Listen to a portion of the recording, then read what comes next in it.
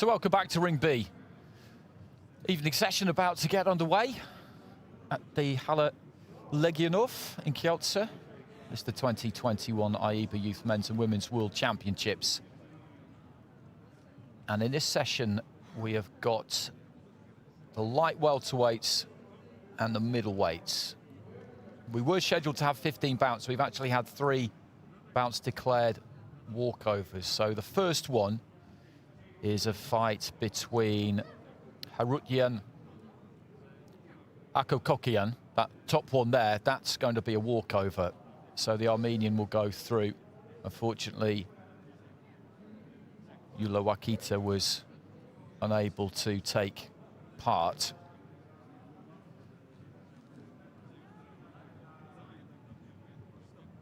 And then we get into the middleweights, as you see down towards the bottom of the screen there.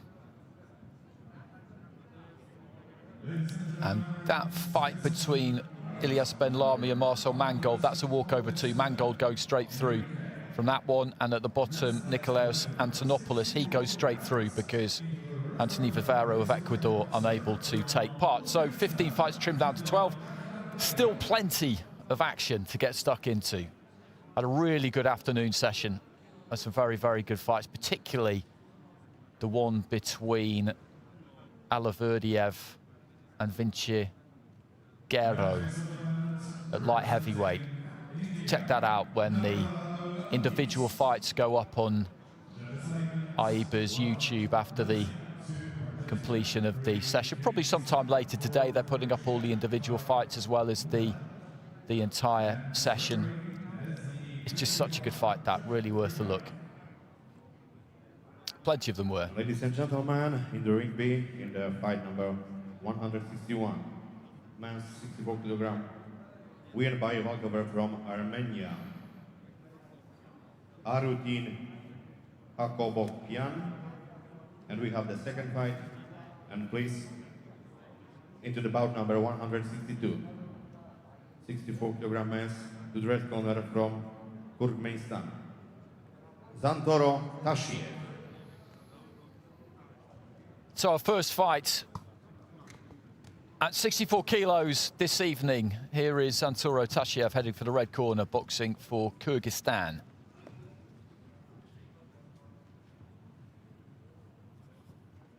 And his opponent placed into the blue corner from Serbia, Stefan Samovic. And boxing for Serbia, Stefan Samovic.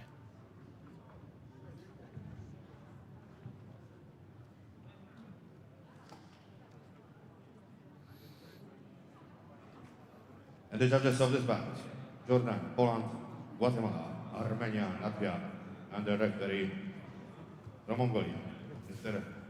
Van Dol Badrak.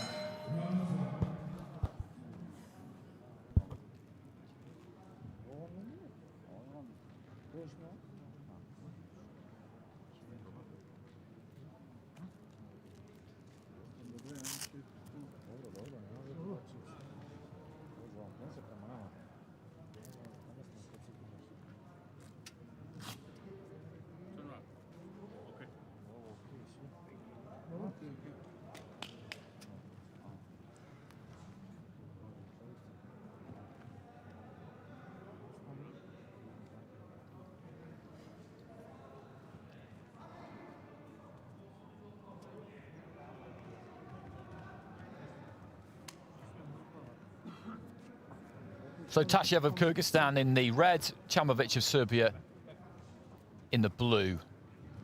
34 fighters in the light welterweight division for the men. Round 1. Only welterweight with 36 is more populated. So Tashiev, a southpaw, Samovic, orthodox fighter. Looking for the left of the body there. Tashiev early on has found it a couple of times. And again there. But that won't be, I was going to say that won't be adjudged to be a scoring blow because I thought the referee was going to make the point there that it was delivered with the inside of the glove, but actually He was looking just to remove a bit of loose tape from the wrist. Left to the body again there from Tasiev. He's found that a few times. Good jab, though, there from Chamovic.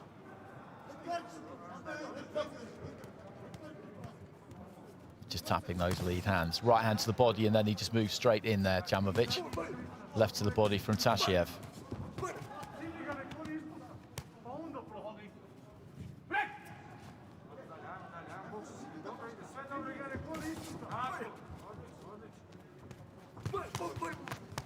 Nice left hand from Chamovic, just caught Tasiev as he was looking to open out there slightly. Good fight this, minute in. Well matched these two. Right hand lead there from Chamovic, and again just comes straight in onto the shoulder, really committed to it. As I've said before, that's hard to counter when someone commits to a punch like that. They might lose their balance slightly, but if they just keep travelling in behind it quick, then they shut down that space rapidly. And unless you can take a very quick step backward to the side as the opponent, there's really not much you can do with it.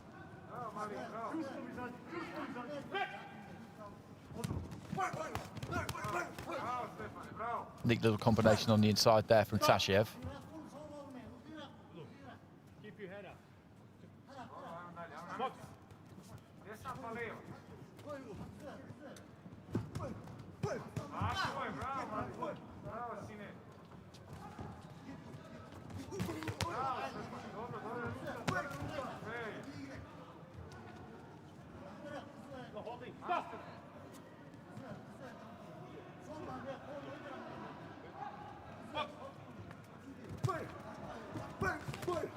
Falling short with the left hand there. Chamovic was trying to make Tasiev pay, but couldn't quite land the left himself.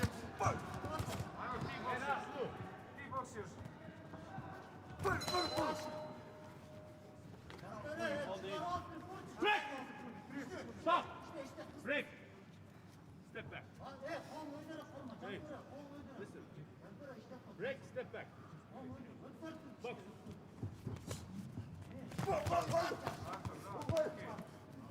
No, hold him, go. Sine 15 sekundi da uzmemo rundu. Tako je. Desni led, desni led. Namesti. Tako je, bravo Stefane. Desni led, samo. Tako je, bravo, bravo, ali bravo Stefane. So the end of the opening round between these two, Tasiev of Kyrgyzstan in red and Chamovic of Serbia in blue. And fairly evenly contested, that one. Tasiev was looking to the body, did score to the body a number of times.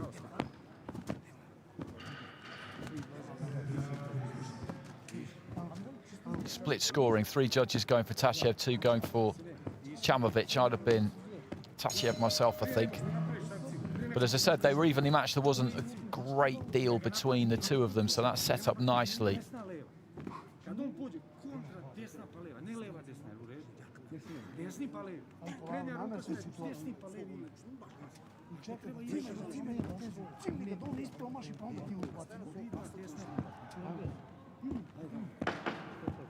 Seconds out, please. Dobro koncentraciju imaš, hajde. Samo to nastavi, dodaj više udaraca. Into the second, Jantoro Tasiev, Kyrgyzstan. He's the southpaw in red. Nice 1-2 there from the start. That was delivered by Chamovic, Stefan Chamovic, in the blue, boxing for Serbia. Looking to let go with that right hand there, Tasiev, and Chamovic looked for the right again. A straighter left hand that time from Tasiev. Got through.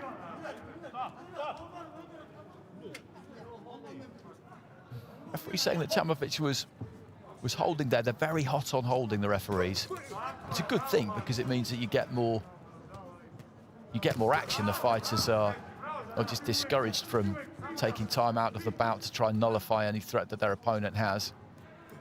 I don't think Chamovic did an awful lot wrong there, to be honest, but the referee was right on him.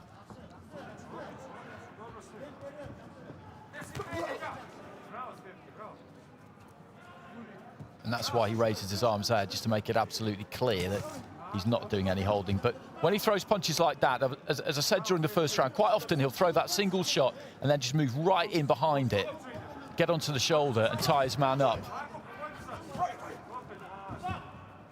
Well, both of them end up on the ground. Tasiev kind of almost spear tackled Chamovic know what that means if you follow rugby union.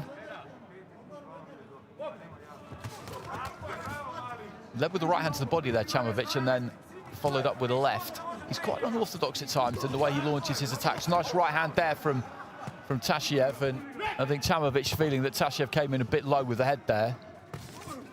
There we go. Lead right hand straight onto the shoulder, and he does initiate that clinch. So he does need to be careful. It's something he does. He looks to throw that single shot straight away, straight away. He's claiming there that that's Tasiev. Well, the point has been taken away from Tasiev there for coming in low with the head. He has tended to do that a little bit, but the way I look at that, that was not his fault, because a couple of times, and he's done this numerous times, but a couple of times in a row there, what he's done, Chamovic, is throw a punch and then move straight in, exactly like he did there. And the heads cracked together there, but it was initiated by him. And that time the referee is saying that Tasiev was not to blame. So I think that is harsh on Tasiev, that point. I really do, because that whole movement, that whole action, that dynamic was a result of something that Chamovic was doing. So into the final few seconds of round two, and a point off in a 3-round fight is a big, big thing.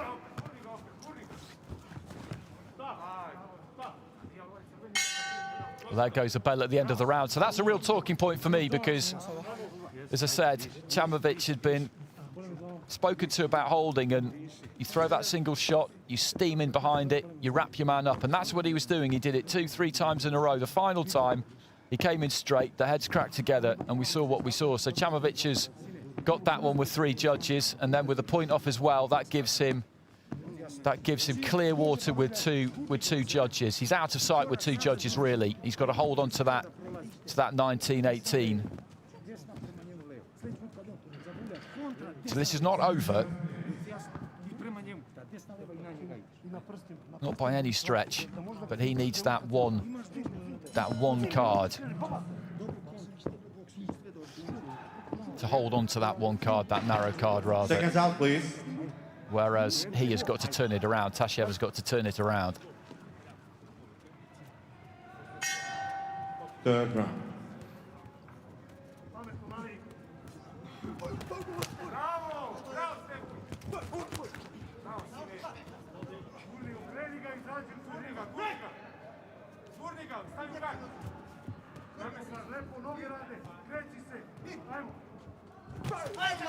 Left hand from Tasiev, wasn't quite enough room for it.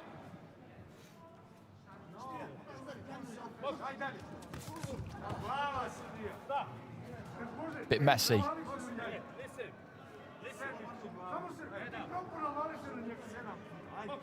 Referee just talking to Tasiev about keeping the head up again there.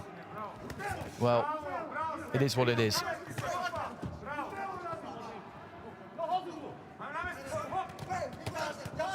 For the left hand there, didn't quite land it. The right hand, I think, probably was slightly around the back of the head. Chamovic threw a neat straight right.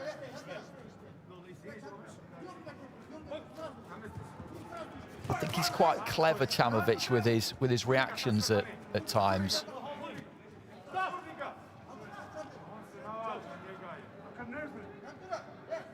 And the referee takes a point there from Chamovic for holding, and that levels things up on the deductions front, and that could be extremely important, because, as I said before, losing a point to a deduction is a big deal in the 3-round fight, and that really puts Tasiev behind the 8 ball. But Chamovic has now lost a point as well. So if Chamovic doesn't go on to win this round, then Tasiev will be able to turn this around.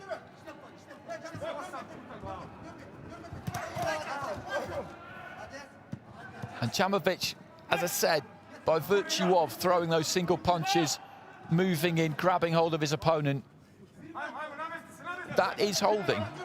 He hasn't done it quite so much recently, but the point went eventually. And it is messy, this final round. It's not that easy to separate them, because there's been a lot of this. Wrestling on the inside.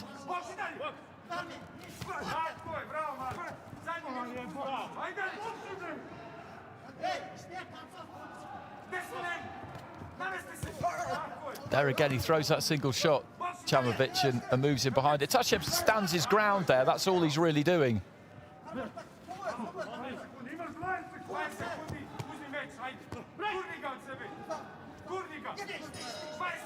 So Chamovic out of sight on 2 cards. He was 3 points up because he won both the first 2 rounds with those 2 judges, and there was the point off. So if he loses this round, and with the point deduction, then Tashev still can't catch him on those 2 cards.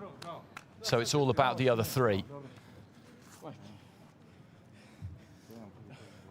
And one in particular where he had a 1 round, a 1 point rather, advantage. Messy that final round, as I said, it was untidy. Not much clean landed from either one of them. I don't really know how you go splitting them in terms of the round score. We've got the point deduction, we know that.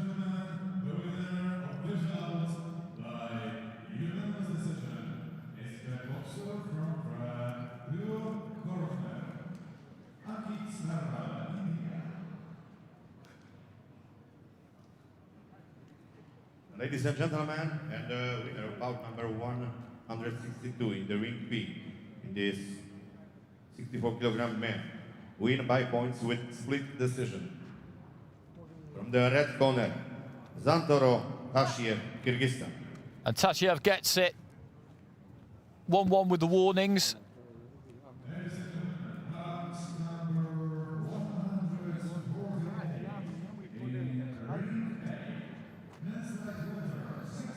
Those final round scores, he won at 10-9 on all 5 cards. With the deduction, that made that 10-8. And it's that card in the middle there that has proved to be the crucial one, I think. And that point deduction from Chamovic in the final round was critical. 1-1 in terms of those deductions, and I think that was fair enough because I thought the point taken off Tashiev, for me, and I explained why I thought that was harsh.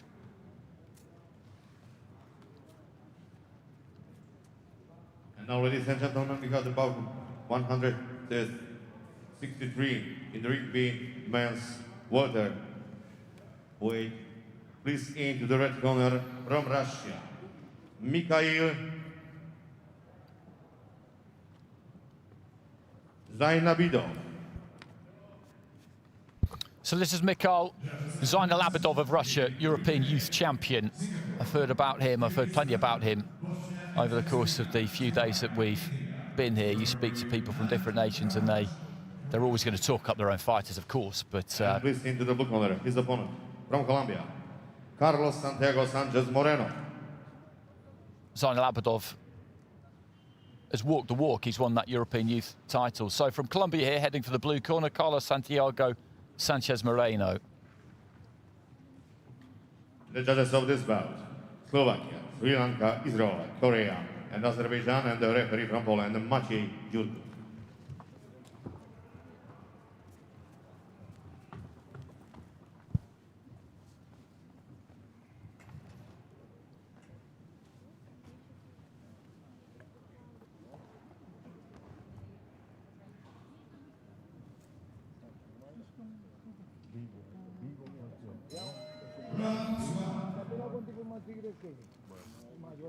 Aquí hay que salir vivo, despierto todo el tiempo. Si tú primero, confío en ti. That's Zainalabidov on the right there, boxing for Russia. And over in the blue corner,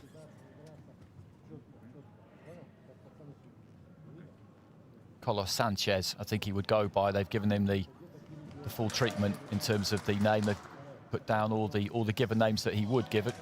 Carlos Santiago Sanchez Moreno.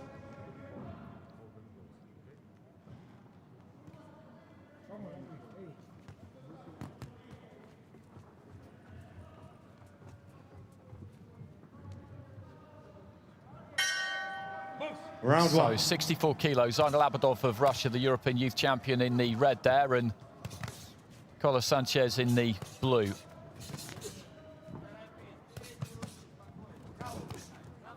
Decent right hand there from Zainalabidov.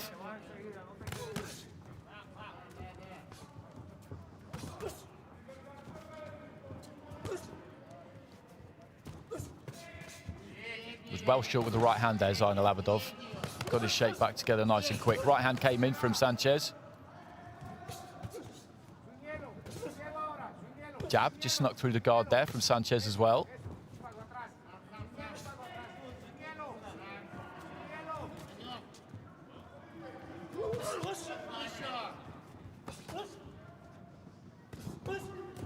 Swapping right hands. Zainal was probably slightly the better of the two.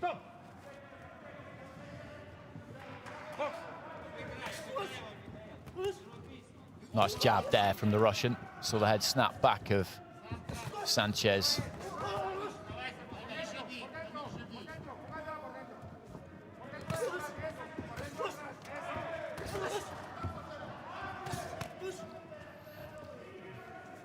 Turned southpaw there very briefly.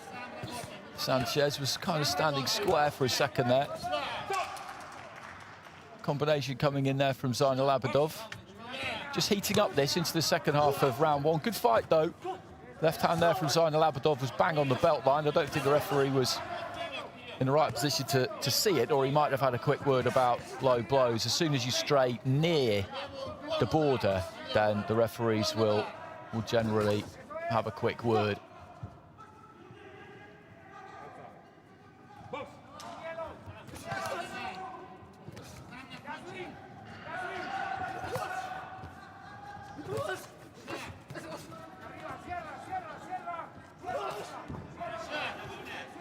Left hand from Zainal. Referee telling Sanchez to keep his head up, leading off with a left hand there, Zainal. Just dipping to his left and just ripping through with it. Didn't manage to make contact. Right hand just about got there from the Russian. Again, reaching to the body with the left. Sanchez with the 1-2. Both of these two operating kind of right on the edge of their range here. The punches are just about getting there most of the time. He steps in with the left to the body there, Zainal. Good left-hand counter, though, from Sanchez. Cuffing left hand as he just shrugged him off from the Colombian as well. Final few seconds of round one. Good fight, good competitive opening round.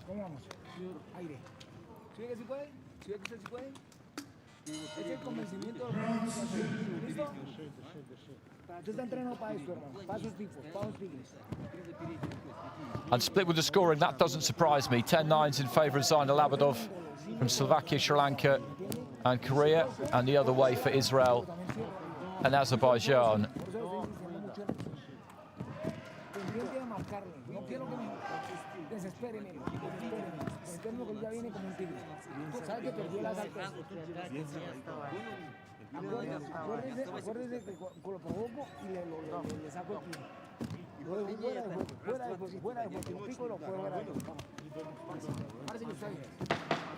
Seconds out, please.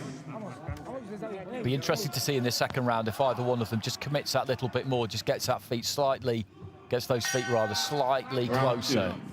As I said in the first round, a lot of the time they're right on the borderline of range, and those jabs and right hands are touching their opponent, and that counts. That's a good right hand there from Sanchez.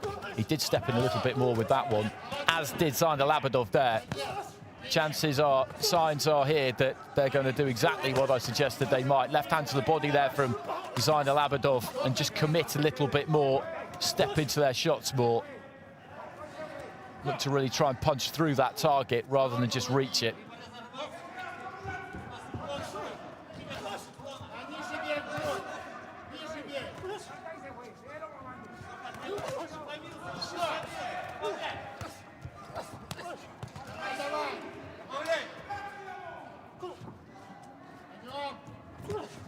Does like to lead off with that left hand. It does leave him quite open, though, Zainal.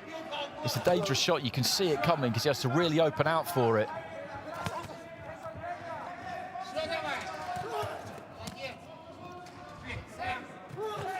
Turn southpaw there, Sanchez. Not for very long.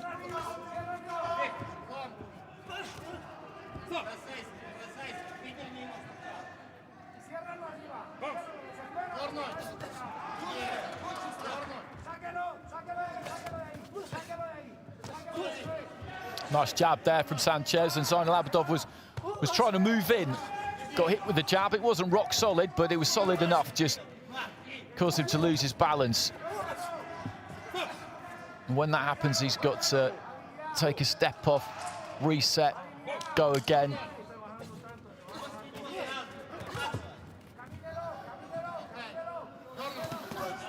Nice left hand to the body there from Sanchez on the inside. That drew a little bit of a reaction from Zainal Abidov. I was only a few feet away from that one. Into the final minute of round 2. And again, this is similar to the first round. There's not much between these two at all. Zainal Abidov, I think, probably throws slightly more volume. Sanchez maybe a little bit more accurate, but trying to assess who has landed the greater volume of clean punches between these two is not an easy thing to do. Right hand into the body there as Zainal Abidov came forward, and a short right too. Opened out for the right hand, and Sanchez just shot a straight right down the middle himself, which got there before Zainal Abidov's hook.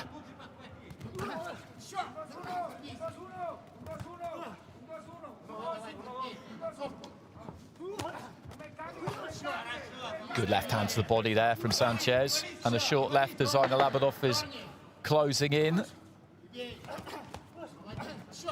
Well, we may well see some more split scoring in this second round, I think. It's a distinct possibility anyway.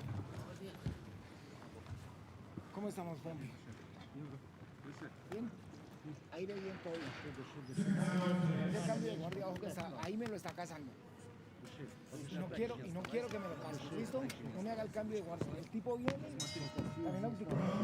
10-9 across the board for Zainal Abidov, so he's got a clear advantage there with 3 of the cards. 2 rounds to 0 up on 3 cards, level on the other 2.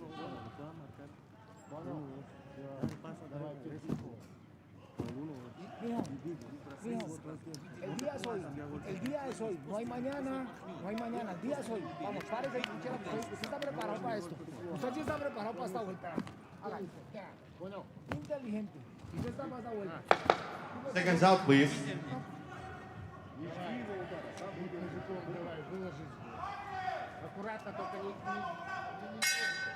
Third round.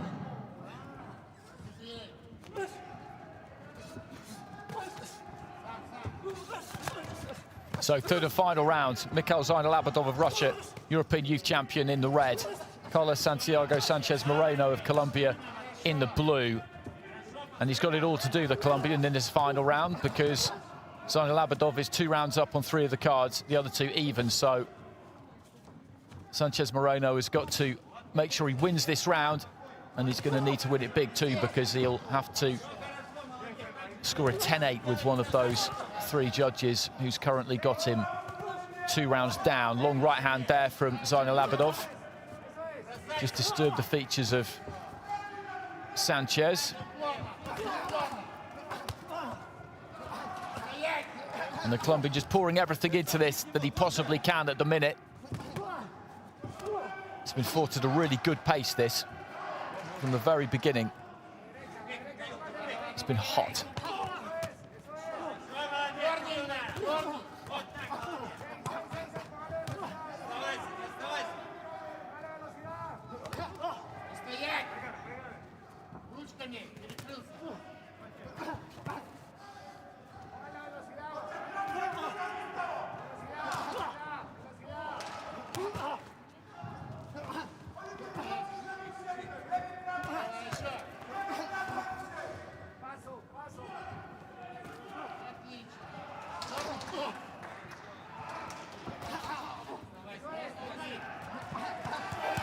Sanchez looking for the body, lovely uppercut on the inside there. And he's putting Zainal Abidov under some pressure here close up. That's a good spell for him.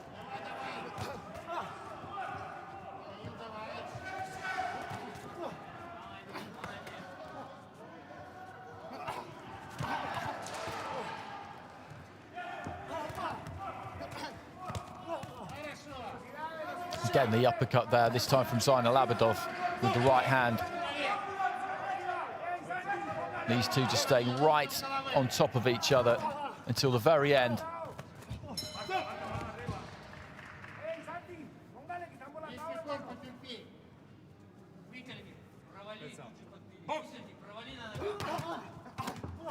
tried to come over the top with the right hand there, Sanchez, and Zayn Al-Abidov just slipped to his left-hand side, let it whistle past him, and then replied with a left to the body. Smart bit of boxing.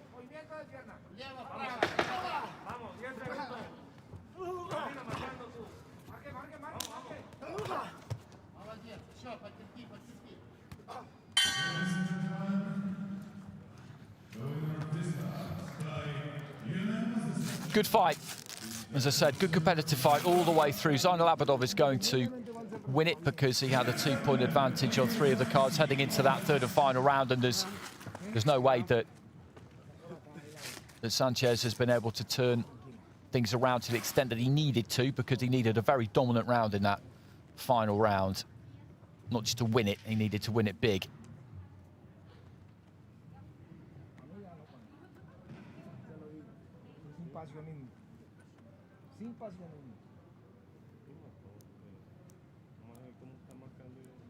Ladies and gentlemen, and the winner of bout number 163 in Ring B, win by points with the unanimous decision. From the red corner, Mikhail Zoinladidov, Russia. Zayn Al-Abidov gets it by unanimous decision.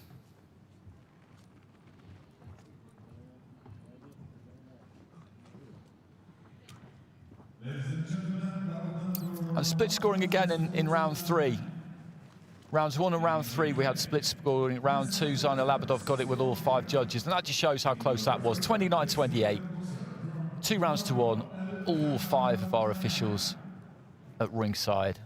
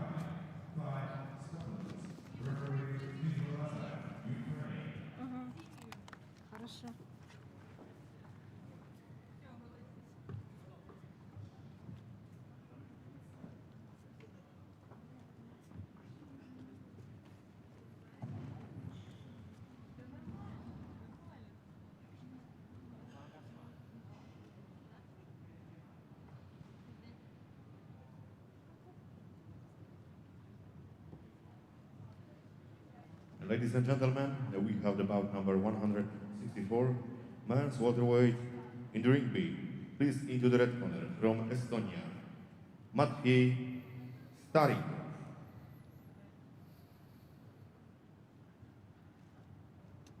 Matvey Starikov of Estonia making his way to the red corner.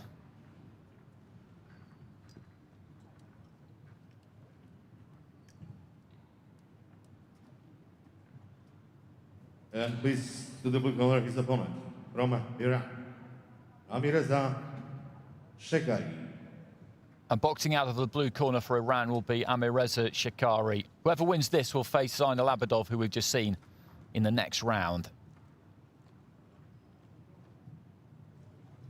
And the judges of this bout: Latvia, Mongolia, Uzbekistan, Russia, and Sri Lanka. And the referee from Bulgaria, Maria Kavakieva. How do you know Bazan?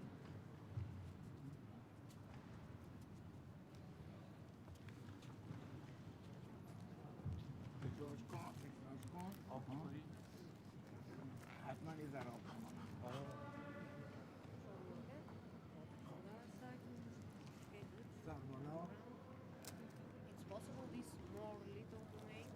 Okay, turn around.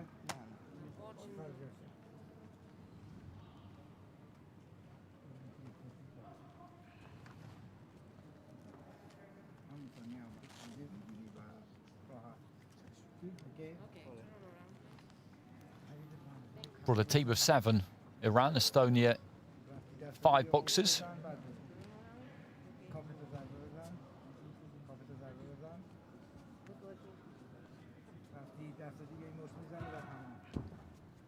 Head up, not holding, not low ball. Listen my command.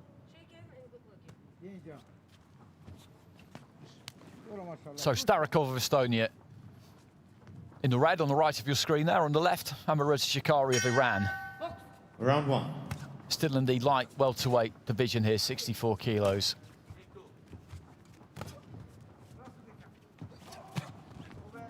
He's got a good deal of height on reach on Starikov here, Shikari. Be interesting to see whether he uses it or not. Something that's been a little bit of a feature of Ring B at times over the first few days. His taller fighters not really making the most of those natural advantages. It looks like he might though, Shikari. Starikov will have to get close to get his work done, of course. He'll need to get onto the inside. Is he going to work his way onto the inside, try and set it up with a jab, use that head movement, slip and roll his way onto the inside, or is he going to spring in from range, which you've seen a number of people attempt?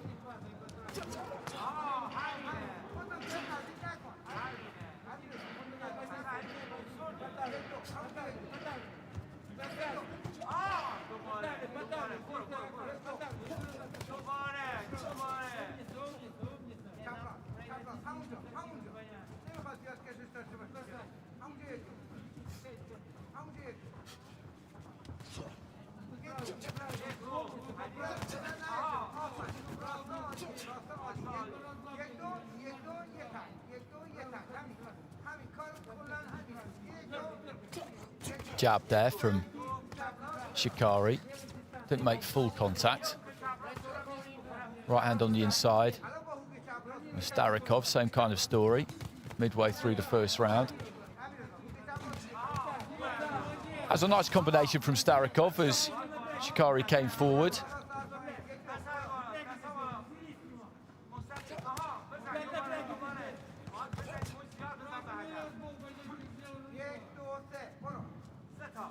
Just backing up there, Shikari. Good left hand on the inside there from Starikov. Caught Shikari a bit square. The weight was in his heels a touch, so his balance wasn't great. Haven't seen him use that jab as much as we probably should have, Shikari, given the height that he's got on him. He likes to throw that right hand. Good example there. Throwing a single right hand. Doesn't generally set it up with the jab, though. That was a bit naughty. The instruction had come in to stop boxing.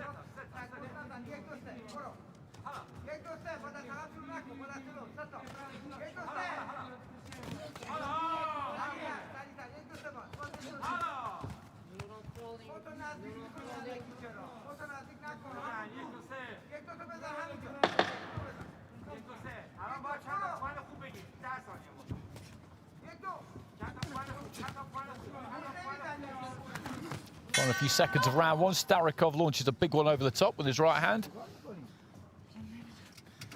Kind of half made it. Wasn't a huge amount of clean shots landed in that round.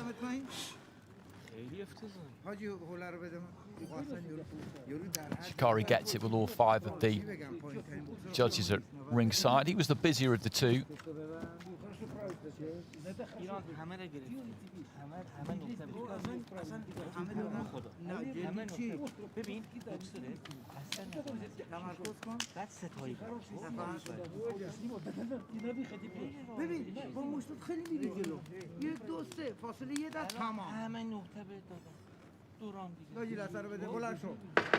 Seconds out, please.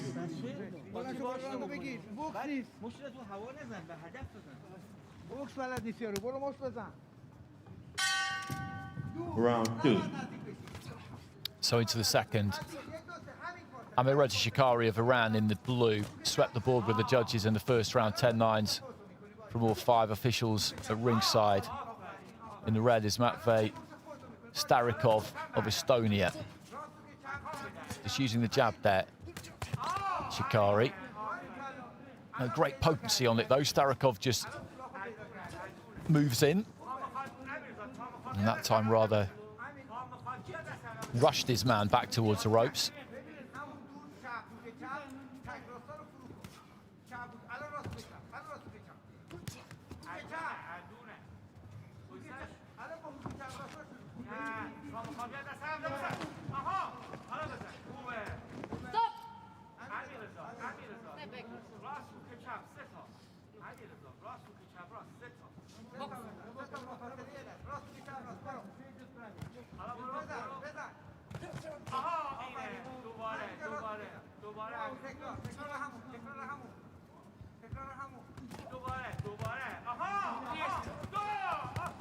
Starikov trying to let his hands go on the inside. Shikari answering back with a left hand.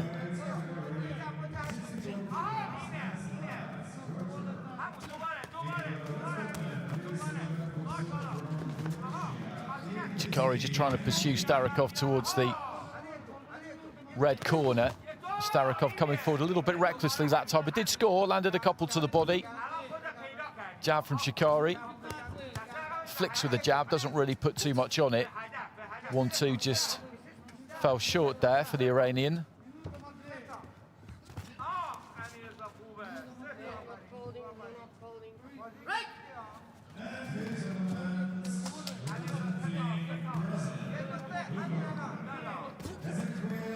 Nice left hand there from Starikov. Shikari just walked in a bit there, threw the right hand. It didn't reach, and Starikov was able to counter.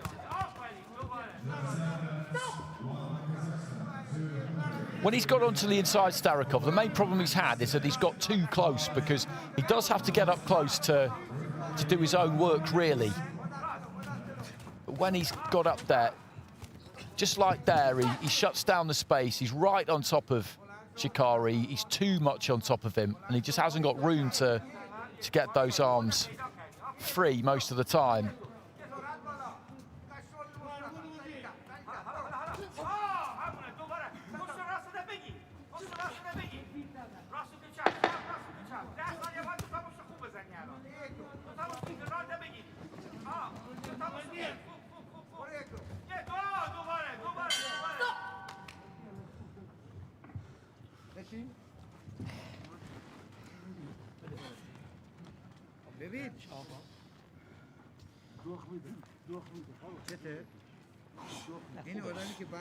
And Shikari takes it again, so he is very well set up now, 2-0, up with all 5 judges.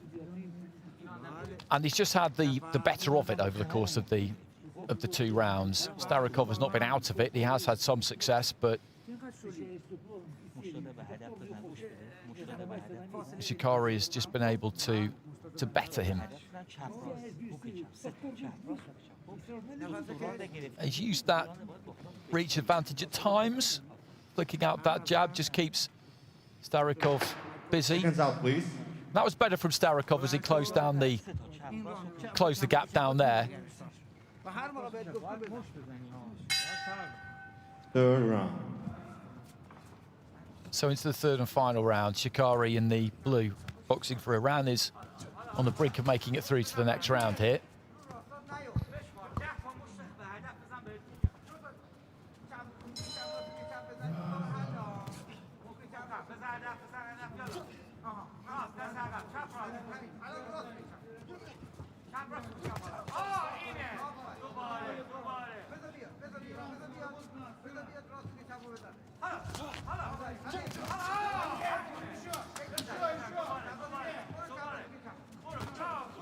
Long right hand there from Shikari. Starikov taking the weight back, so it didn't have too much of an impact by the time it landed. Just fencing with the jab again there, Shikari. Steps in trying to look for the right hand, but Starikov had come forward as well. Left hand from Shikari.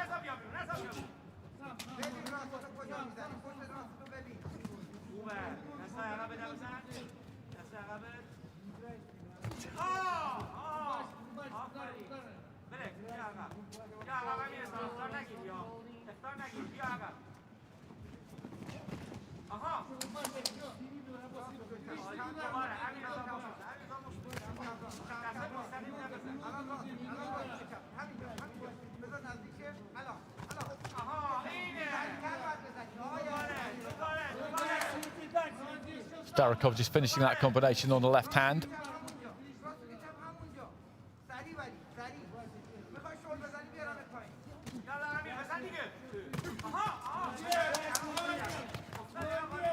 And again there, just the left.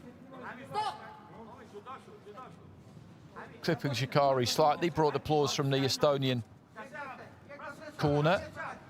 Into the final minute of round 3, and it's Shikari who's going to run out the winner here. We know that because he's 2 points clear on all of the cards heading into the third and final round. So Starikov needed a big round win.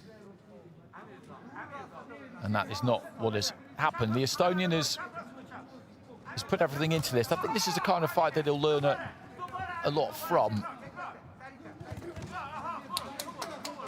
He's worked hard to get onto the inside, but when he has got there, it's never really been set. It's been difficult for him to really get too much done. He rushes in there, for example, lands a short right to the body, and then it's pretty much over because they're right up against each other. They fall into a clinch, and eventually the referee has to get in and order them to break. That was better, just slipped underneath the right hand and looked to find the body. So there we have it, a raise of the right glove from Amireza Shikari, and that's not premature. He will be going through to the next round, where he will face Zainal Abadov of Russia.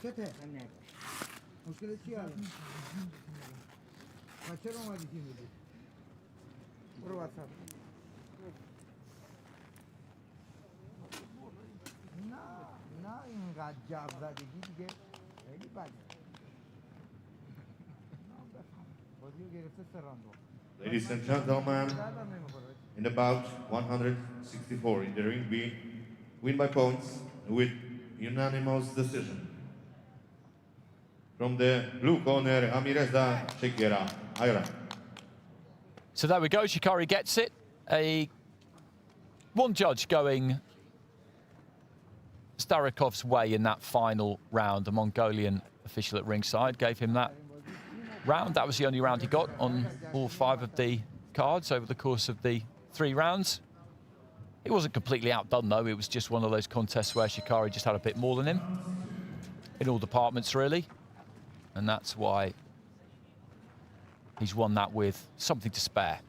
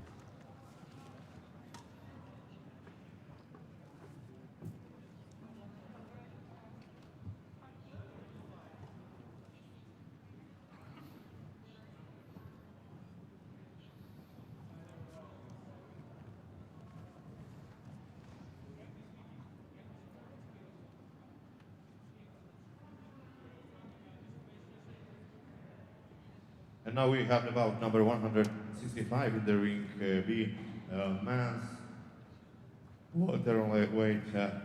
Please into the red corner from Romania, Andrei Mustet.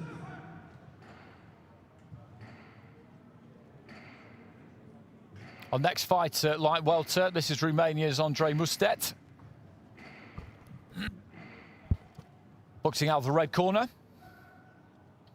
And his opponent, please into the blue corner from Denmark, Varai Ilias Nasser. And that's Warwick Elias Nasir of Denmark.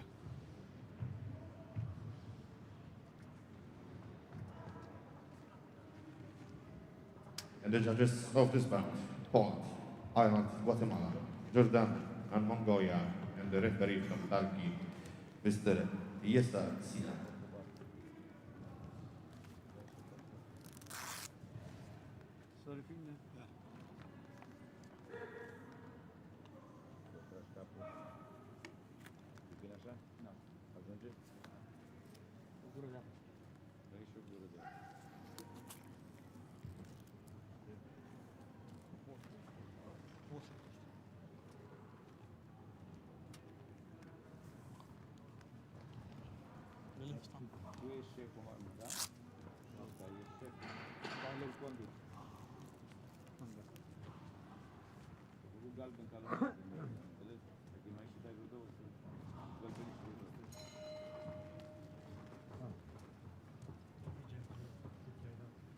So Mostet of Romania in the red, Nasir of Denmark in the blue. Yasser Sina of Turkey in charge of this one. Round one. Two orthodox fighters. Nasir just first to get off with the jab there.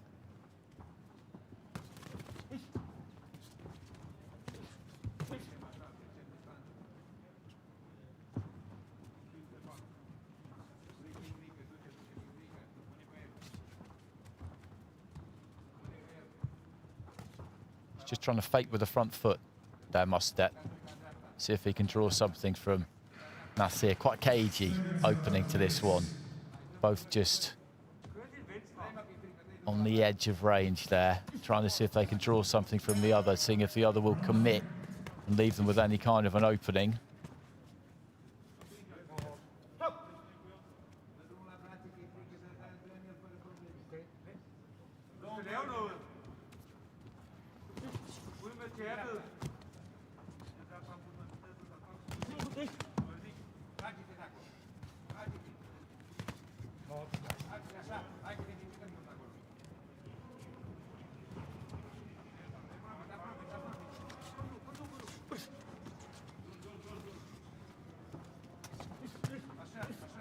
Keep for the left hand there, Mostet. Made contact, but not on the scoring area. That's the torso and the front of the head. Knuckle part of the glove needs to deliver the punch. If that happens, then the judges will count it, essentially. We'll take it into account.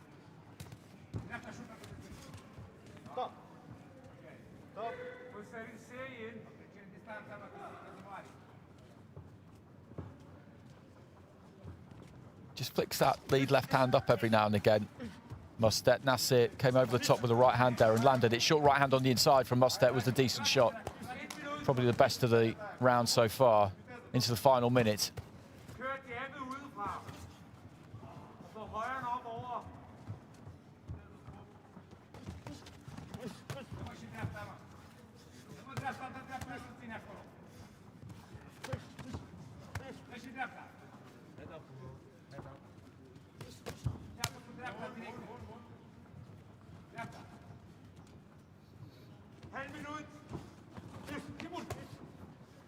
Missed with the right hand there, Mostet, but as is often the case, left him in the perfect position to come back with a left.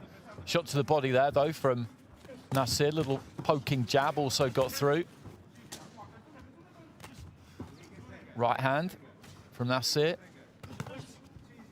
Nothing heavy or particularly solid about those punches, but they're landing. It's been Mostet who's been on the front foot. Mostet who's been the more dynamic, the more proactive of the two. In terms of what was landed, there wasn't very much in it at all. And Mostet, by virtue of his proactivity, may come out on the right side of this in terms of the scores. Let's have a look. And he does 10-9 across the board there for the judges.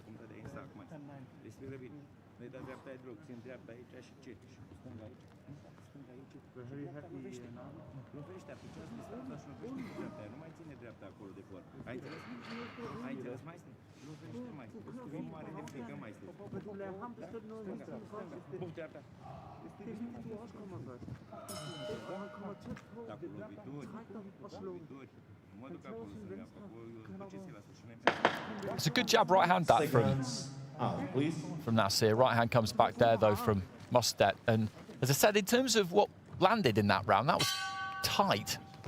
Round two. But the look of it, and I've spoken about this before, the look of it was that Mostet's on the front foot. He's the one trying to make the running. He's the one kind of in control. Good start to the round there, though, from Nasir. A couple of snappy punches, particularly the left hand. He just saw the sweat spray off the head there of Mostet. He's got himself a lead, though, after the opening round, and dropping the first round in AIBA boxing in 3-round contests is difficult. It gives you a mountain to climb. And Nasir will feel like he has to be more expansive in this second round. They don't have to go out looking for Mostet more. Stylistically, I'm not totally convinced that will suit him. It might leave Mostet some more gaps to exploit. Looking for the right hand over the top there, Nasir. Left to the body from Mostet.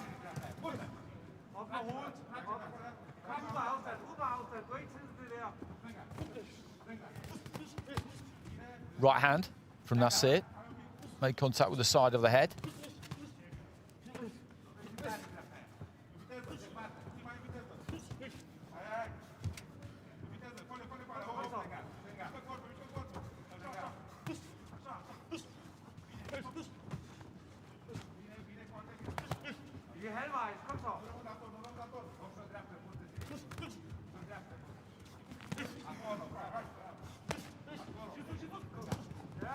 Chopping down right hand there from Nasir. Mostet just about reaching with the right hand to the body, goes upstairs, but the gloves pretty much block most of that. A similar story this second round to the first. Nasir, I think, has got through with some slightly stiffer blows, though, than he did in the opening round.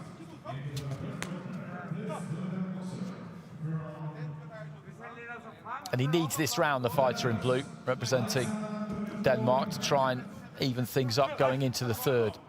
Right to the body there from Mostet. And again, another right followed by left. Right hand over the top there from Nasir. That landed.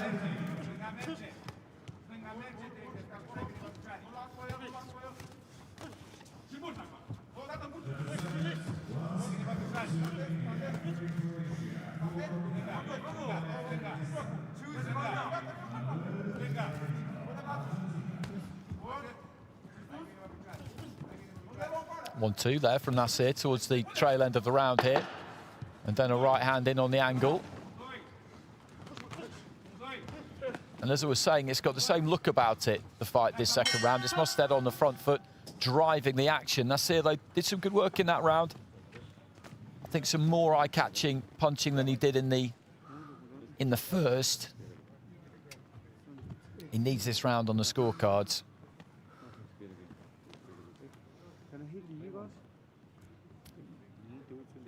And he gets it.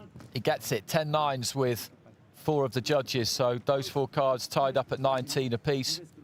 Down at the bottom there, Mostet has got a 2-point advantage. And that's it. Did just up it a little bit in that round in terms of the amount of power he was attempting to put on his punches. So they were just that little bit more eye-catching. Snaps the head back there. I don't think he necessarily landed all that much more than he did in the first, but just a slightly better quality of shot. Easier for the judges to see, really, when you see a head jerk back from a jab. Third round. So this very well set up. Mostet has got that 2-point advantage on one card, but the other 4 dead level. So the slightly bigger job here for Nasir. He needs to convert 3 of those 4. Mostet needs 2 of them. Lead right hand there, followed by the jab from Nasir. And again, that did land. Mostet will roll forward in this round, as he has done in the first 2. Long right hand from Mostet, got through. Nasir comes back, or attempts to.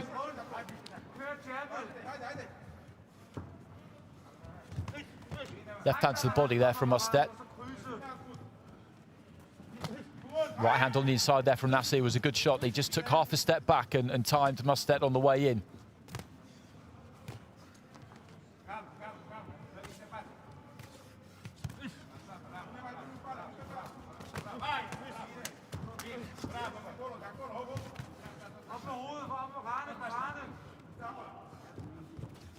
Just short with the right hand there, Nasir. Right to the body from Mostet, heading up towards the midway point of round 3. And again, this is tight. There is very little in this final round at the moment. Just leading off the hook there, Nasir. He was some distance short with that one. The jab, though, just snuck through the guard. Mustad up close with a right hand to the body, I think.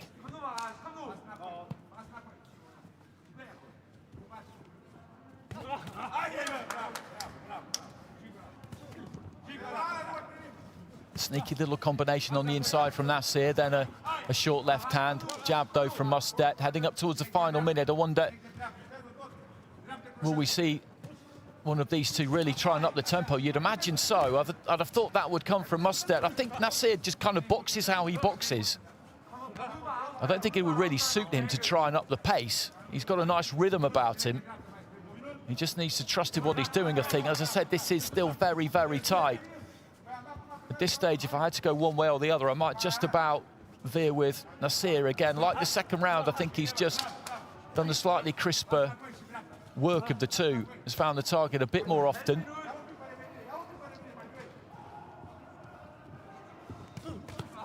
But not much separating them at all.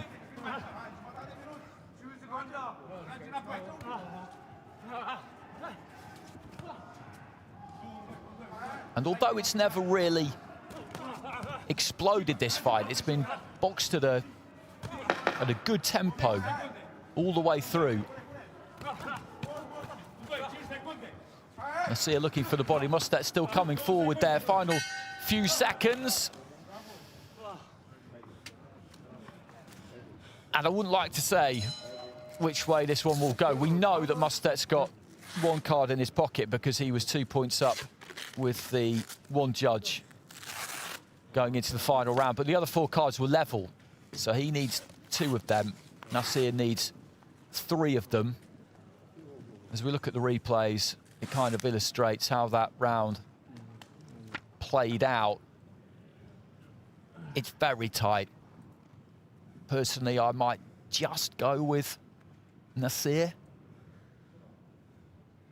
But that's a real close fight. Ladies and gentlemen, in bout number 165 in the ring B, win by points with split decision from the red corner, Andrei Mustad, Romania. So Mustad gets it.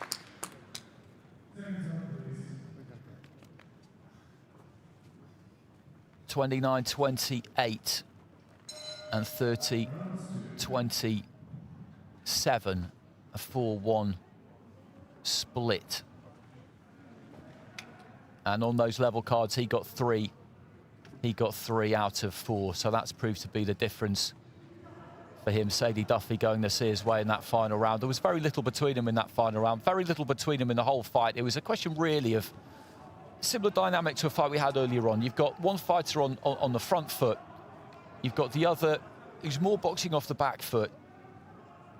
I felt that Nasir overall probably did the slightly better punching, maybe landed just a little bit more, but Mustad was proactive. As I said, he was the one looking to really kind of make the fight, and when there's very little difference in terms of what lands, then judges often like the fighter who is doing that. So I think that's maybe how that went the way that it went. But as I said, very, very close fight.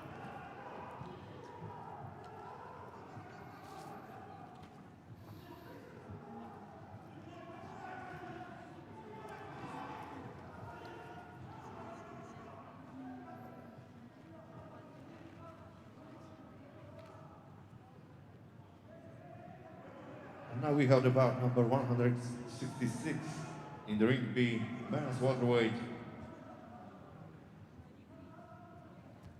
64 kg. Please into the red corner from Czech Republic, Erik Suchy. So on we go. Red corner this time, Erik Suchy of the Czech Republic. And he's another fighter I've heard good reports about.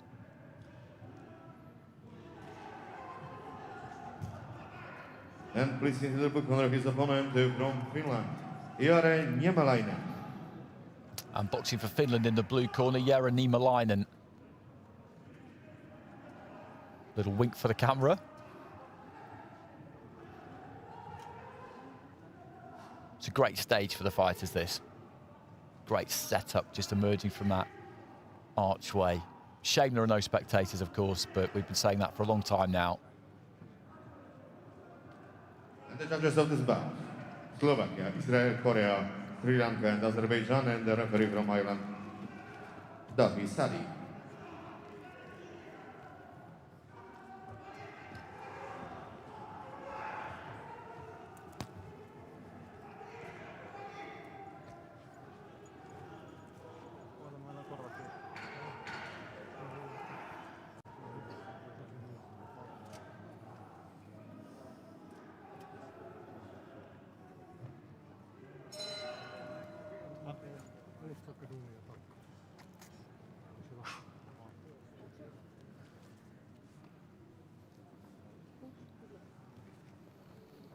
So that's Niemelainen of Finland in the blue corner. Over in the red corner,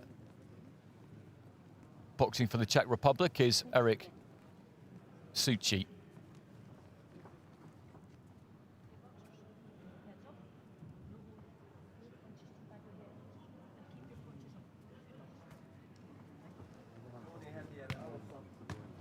Rattling through these fights at light welterweight.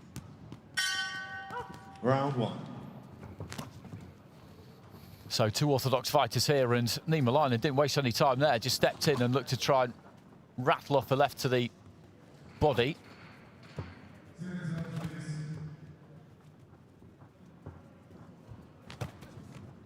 Shaping with the right hand there, Niemelainen, and again looked for the left, but it was blocked by the glove of Suchi.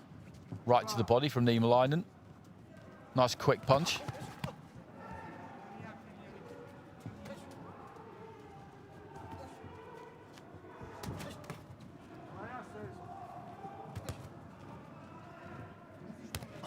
Nice right hand there, well timed by Suchi. Niemelainen was moving in and he just caught him. Went over the top of the jab.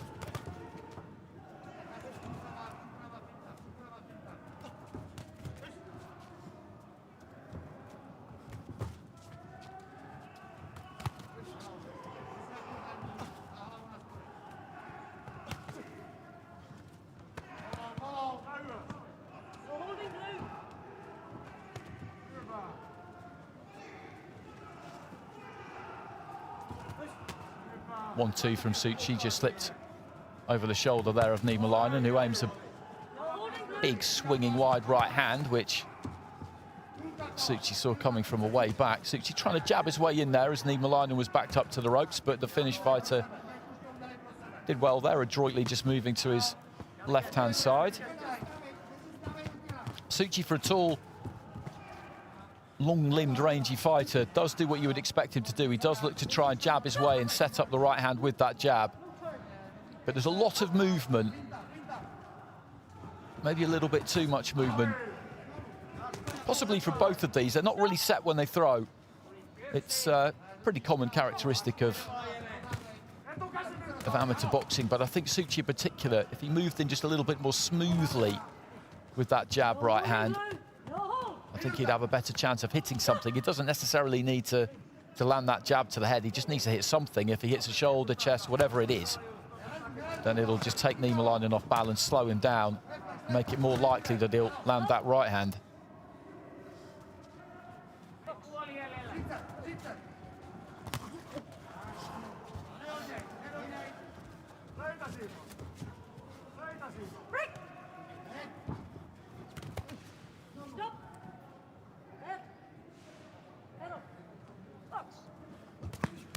Good right hand to the body there from Niemelainen. And again, stepped off to his left and kind of threw it straight down the middle. Nice combination there from the Finn as well. Final few seconds of the round and he's finishing strong here.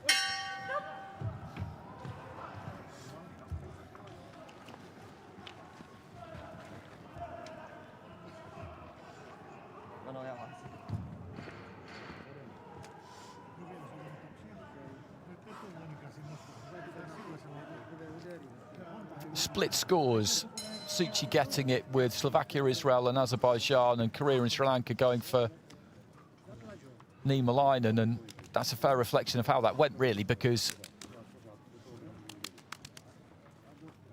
there wasn't really any defining action of that round, I wouldn't say. Niemelainen with a good finish. I think that could well be what got it for him with those two judges. Suchi just flattered to deceive a bit. Threw plenty of jabs, threw plenty of right hands, looks nice and loose, but didn't really land a lot.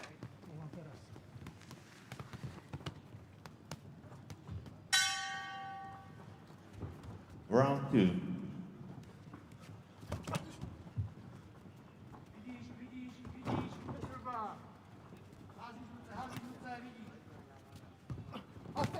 Shot with the right hand there, Niemelainen, and then he knew it, so he just kept going. When that happens, I've said this over the course of the last few days, that right hand, if you fall short with it, what you can't have happen is you just then get stuck in no man's land. Well, good right hand there from Suchi. That was a real good shot. Then you saw the backward stagger step there from Niemelainen. He was coming in as well, you see, opening out to throw his own punch and walked straight onto it. Or rather, Suchi brought him onto it, would be another way of looking at it. Best punch of the fight so far.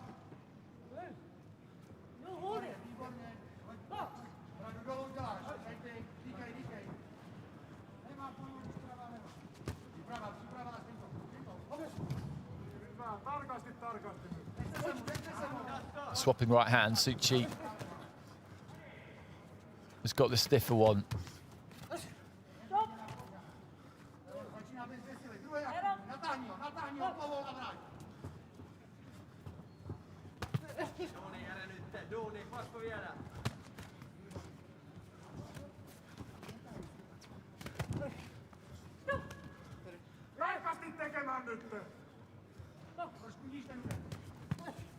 Niemelainen just working his way in there. Jab, right hand again.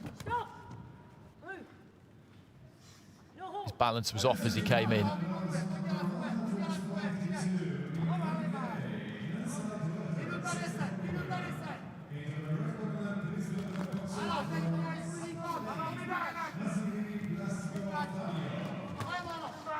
Looking for left hand there, Niemelainen. The first one landed on the gloves. The second one didn't miss by a lot. And again, it's the final minute of the round. Niemelainen's looking to try and up things a bit here. He had a strong finish to the first round. Maybe this is a deliberate tactic that he wants to try and put his stamp on things in the closing stages of the round, particularly in a round where not a great deal has happened. And this has been another one of them. I'd say Suchi has done the more effective punching so far, courtesy of a couple of just good, strong right hands, particularly the one that knocked Niemelainen onto his heels. That was an eye-catching punch.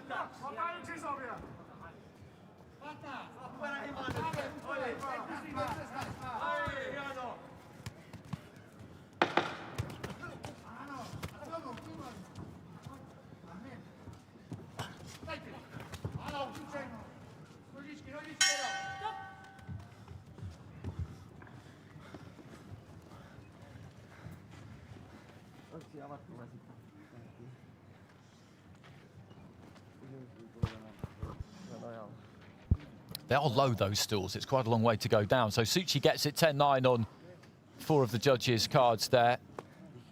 And that gives him that 2-point margin with 3 of them. Korean judge has got it level. The other one has got Niemelainen a couple up. So Suchi very much in the driving seat here. Niemelainen's got to win this last round and win it big, really big, to turn things around. That was a Suchi round, I felt. Seconds out, please.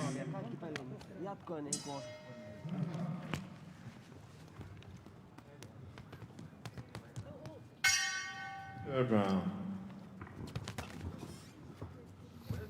So third and final round here in this light welterweight bout between Jere Niemelainen of Finland in the blue, Eric Suchi of the Czech Republic in the red, and it's Suchi, as I said, who's in control here really, due to the fact that he's a couple of points up on 3 cards heading into this final round, and he just needs to avoid losing on any of those cards 10-8, and he's through to the next round where he would face Mustet. Andrei Mustet of Romania, who we just saw squeeze through against Nasir.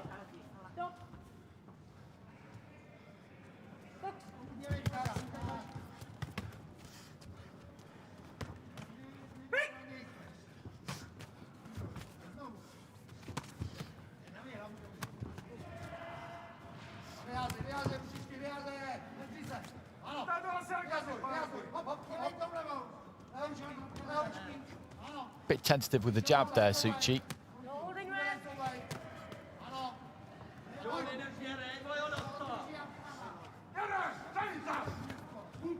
He throws plenty, Suchi.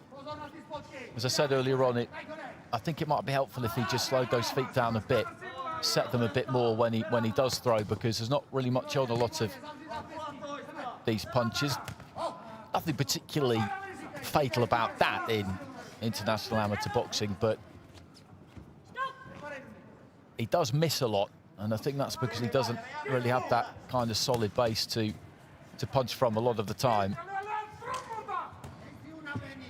It's not particularly energy sapping because he's not loading up with them when he throws them, so if he misses, it's not a big deal. It's volume. He's kind of throwing handfuls of rice here, and some of the grains will land, some of them will hit, some of them won't. That's a good shot, though. Flicked that up from the waist right into the pit of the stomach there was really, really good. And actually, that's what I was talking about. He just set his feet there. You could see him set his feet. He was nice and solid when he threw that and got good power on it.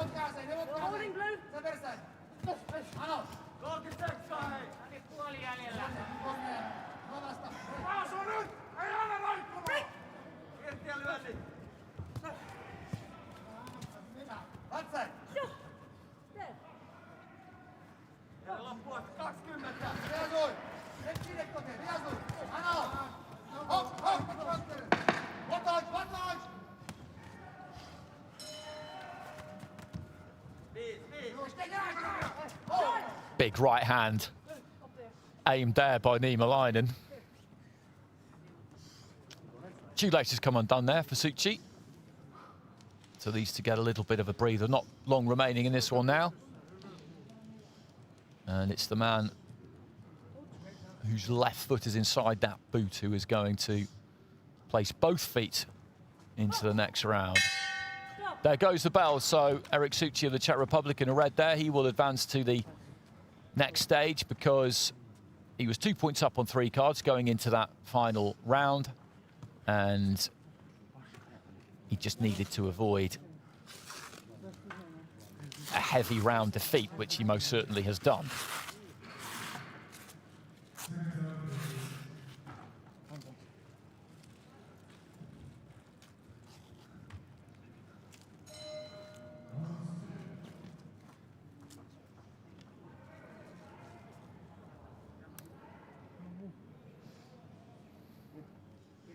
Ladies and gentlemen, in about 166 in the ring B, who win by points with split decision from the red corner, Eric Suchi, Czech Republic. Suchi gets it from the Czech Republic, split decision. And the Sri Lankan judge there going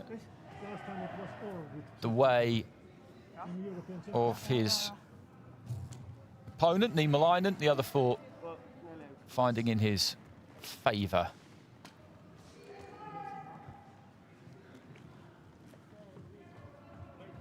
10-9s. Suki across the board there.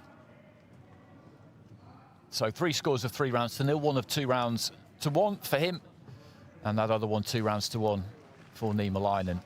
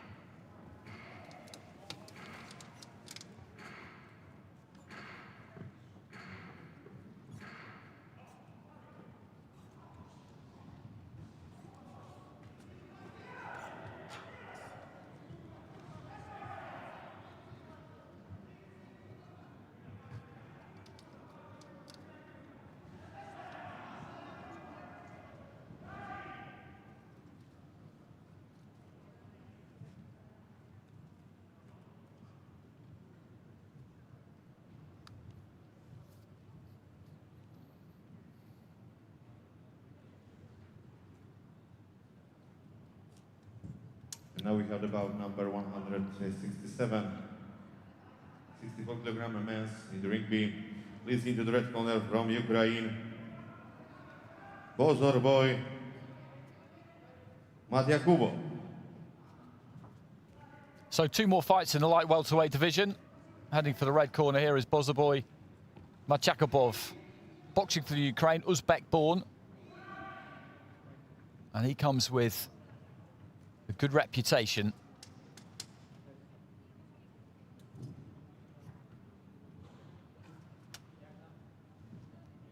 And please to the blue corner, his opponent from Fiji, Callum Matthews. Callum Matthews, the only team member for Eswatini, boxing out of the blue corner.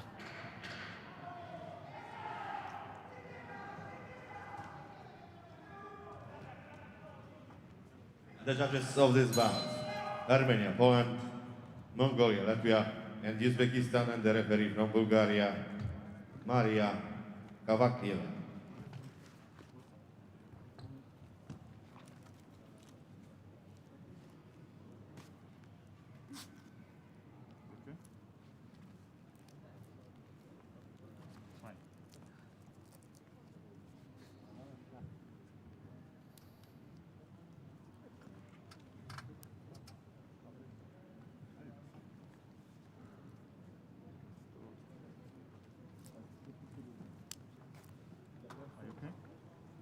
Don't need to pull it down.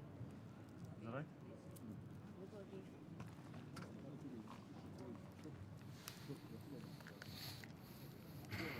Matyakubov of Ukraine in the red, and Matthews of Eswatini in the blue. Eswatini still known in a lot of places, in English-speaking countries anyway, as Swaziland.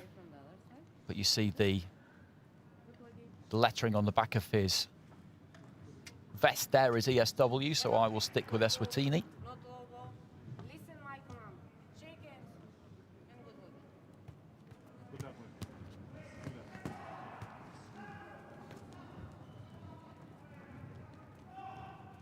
Good luck. Round 1. So bell goes at the start of the first. A couple of good jabs there, early doors from Matyakubov, and he's caught Matthews a couple of times already. Another jab just planted squarely into the face of Matthews, who's got a kind of tense, rather startled look about him. Just needs to kind of feel his way into this fight if he can. Comes forward there, does well, just drops his height, flexing the knees and throws a right hand into the body. Blue not holding. Blue not holding. Stop!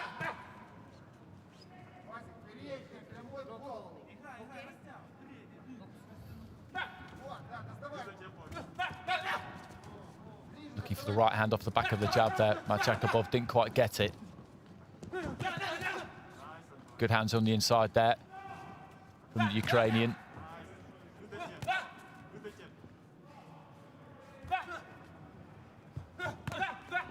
Right to the body again there from Matthews. He's settled down a bit. He's getting caught there by the left hand, but early on I did fear for him that first 10-15 seconds because he was just standing right in front of Matyakubov, offering up his chin, and Matyakubov was hitting him on it with relish. Left hand there from Matyakubov, though, that catches Matthews clean and he gets a standing count. He's not that impressed with it, but it was a good solid blow. I can see why the referee did that. He does tend to lead with his chin a bit, to say the least, Matthews. He's certainly not afraid to engage, but he's got that wide stance. He kind of leans in with the head, but also goes in with the chin high, and Matyakubov, who is a quality operator, is finding it pretty regularly in this opening round. Nice 1-2 there. I think the referee could easily have jumped in there, and she does this time.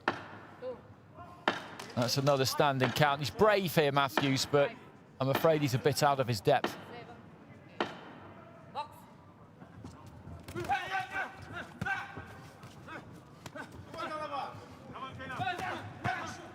Nice crisp 1-2 again there from Matt Yakubov. You can't really miss him at the moment. He's trying to fight back, Matthews, and give him credit for that. Good right-hander once again. And he's just following him around the ring here, the Ukrainian. There's nowhere for Matthews to go, nowhere at all. That ring is a small place when you're on the receiving end, and that's what he's finding here. Trapped back in the corner. Did well, actually, there, just to almost manoeuvre his way out of it. Final few seconds of round one. Stiff right hand again. Well, a couple landed right on the bell, maybe just fractionally after the end of that first 3 minutes. And a couple of standing counts there for Callum Matthews. And I think I just heard in the corner there, the Eswatini corner, telling him that he's not using his jab, and that's true, but there's all sorts of things that aren't going his way. They need to be careful with him here, because a 10-7, you don't see many 10-7s, you really don't. I wouldn't argue with it, though. It was a definite 10-8, a 10-8 all day long. And there's a 10-7 from Vardan Bagdasaryan. And as I was just saying, the Eswatini corner, they need to be careful with him here, because I think one more standing count and the referee will probably stop this anyway, but... Seconds out, please. I'm not entirely sure that he's learning all that much from this, because he's just in with somebody who is a lot better than him.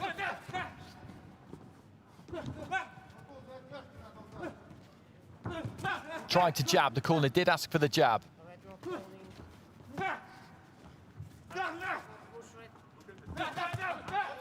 Left followed by the right there. And again, those are solid, solid punches. Another standing count from the referee. And what will she do when she gets to 8 here? And she's allowing it to continue. Again, just caught clean. He's getting caught clean all the time here. He's taking them well, Matthews. He's brave, he's got a solid chin, but it is pretty painful to watch now, to be honest.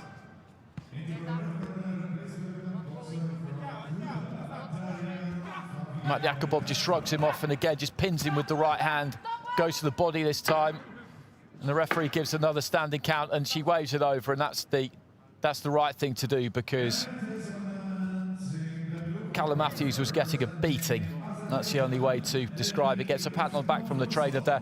And there's nothing to be ashamed of there for Matthews, nothing at all. He's come to the Youth World Championships. This is a very, very high standard, and he's not had a great deal of luck with the draw there, getting Matt Yakubov first up.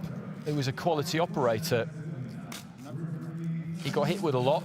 He never got put down, had some standing counts, and he was always throwing back. There is absolutely nothing wrong with his fighting spirit. Nothing whatsoever. But I'm glad that came to an end when it did.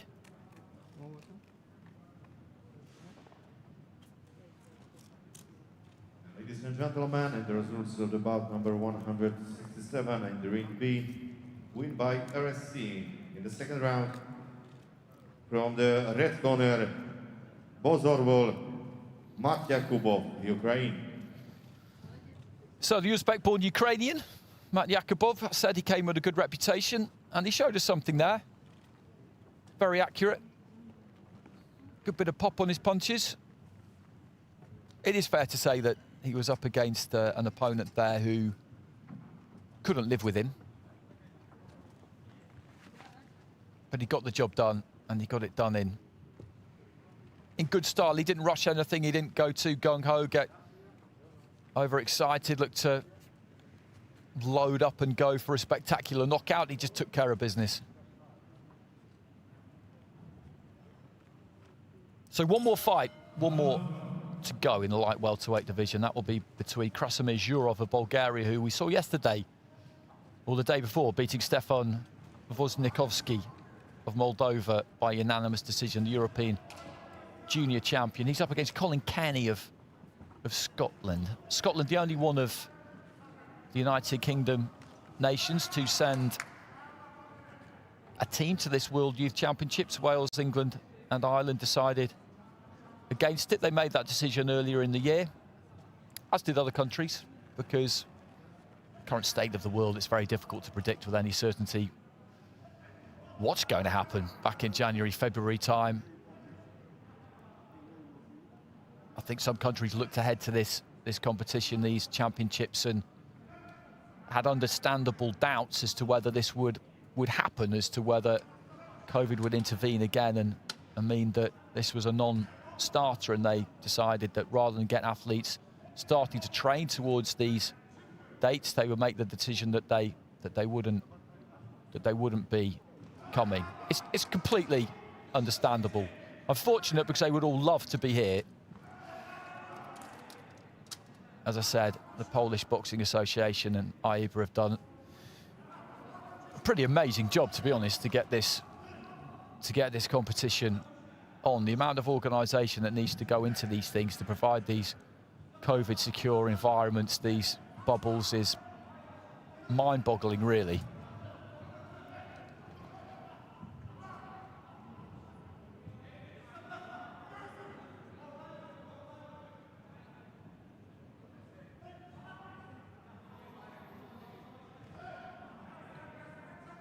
So we have at about number 168 in the ring B, 64 kilogram for men. Please into the red corner from Bulgaria, Kashmir Jurov.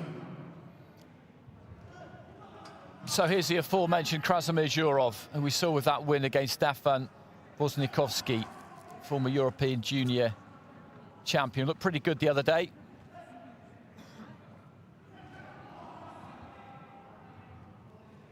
And please his opponent into the blue corner from Scotland, Colin Carney.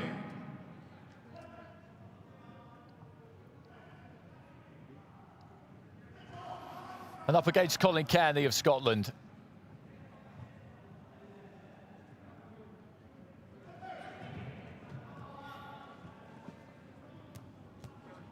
Two-man team for Scotland. Korea, Jordan, Turkey, Guatemala, Poland, and the referee from Latvia, Leonidas Anevic. So that's Jurov getting that head guard strapped on. Kearney of Scotland over in the blue corner.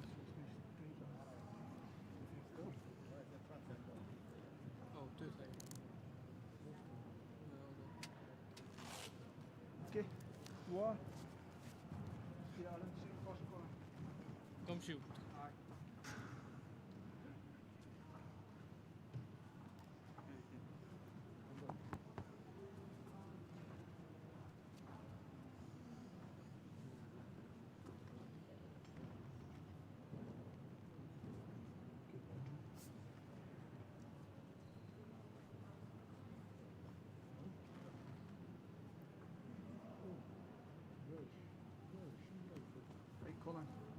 Turned 18, Kearney, not long ago.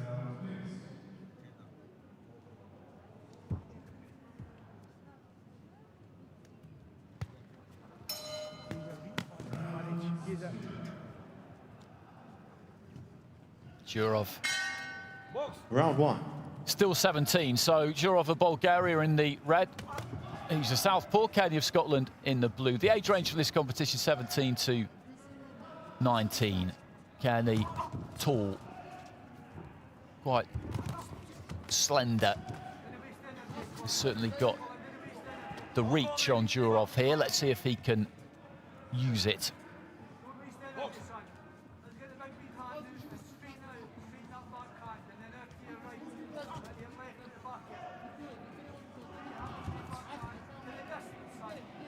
Looking for the right hand there, Kearney, too far out. Same could be said of Jurov there as he looked for his left.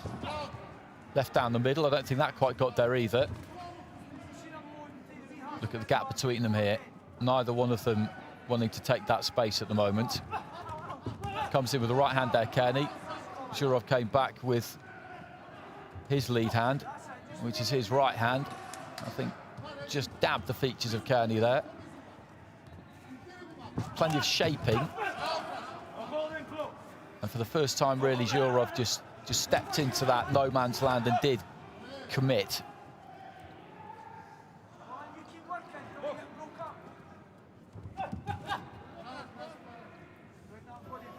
Just trying to jab his way in there, Kearney. Let go with the right hand. Neither one of these two has quite found their range, as I've been saying, midway through round one. And as a result, no one's really landed anything. Left hand there from Jurov. He moved in behind that, but Kearney took his feet back, and a similar kind of story. Jurov looking for the counter there, got through with the left hand, I think. Kearney with a right. Right to the body there for Kearney was a decent shot.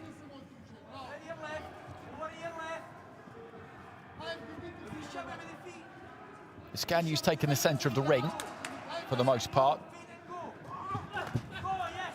Jurov made to miss with the left there. Kearney just took a step to his right, tried to clip Jurov as he was on the way past, didn't quite manage it. Right hand on the inside there from Jurov.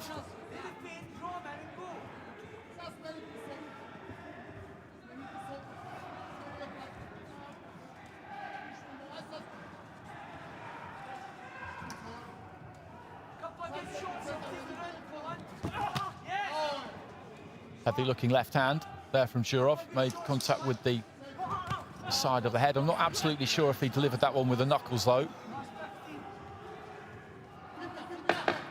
Final 10 seconds of round one. Jab there from Jurov, looked decent. Not much to go on in this opening round, not much at all in terms of clean punches landed. Okay, let's get right down, that's it. Slow it right down. Maybe Jurov just snuck in a couple more there than Kearney. The judges certainly think so. 10-9 across the board for the Bulgarian. Just heard the Scottish corner telling Kearney that he needs to slow things down, and I would make them right. I think Jurov just managed to land a couple of better punches because he was just a little bit more settled. A lot of movement there from Kearney. He looks a good boxer, looks a good fighter, landed some good right hands to the body. There was very little in that round, as I said. I would have just shaded Jurov, but not much in it at all. Step right in a bit. Second round.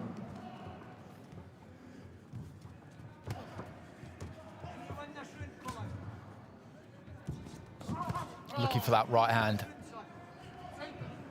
Kearney didn't quite get there, followed up, looked for it again, and once again fell just short. Jurov, I think, just snuck in a left hand as the Scot was coming forward.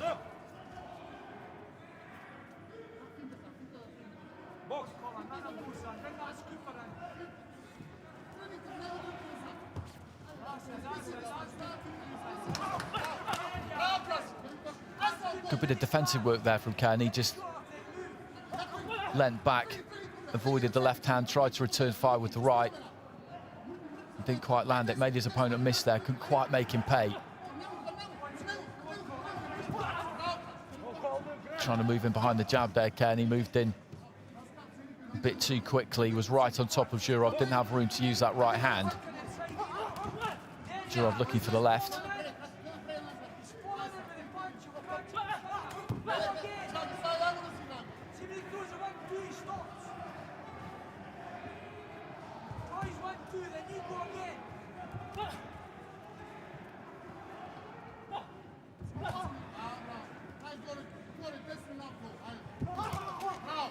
Heads almost cracking together on the inside there.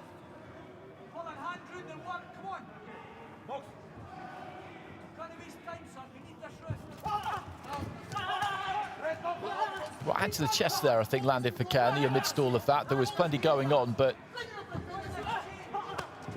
not a great deal of accurate punching.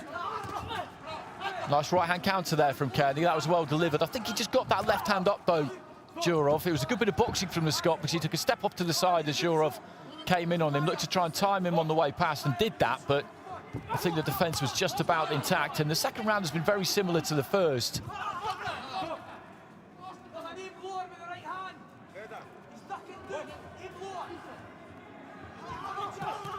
Almost caught him with the uppercut there, Kearney, as Jurov fell in again, and that's what the corner are asking for from him, and Jurov just bringing the head in a little bit low there, maybe. When he commits, he really commits, Zhurov. There is the potential here for Kearney picking him off as he flies forward. He's almost done it a couple of times, and if he could do that and land something solid, then that could be enough in this round, because there's not much in these. There wasn't in the first, there isn't in the second.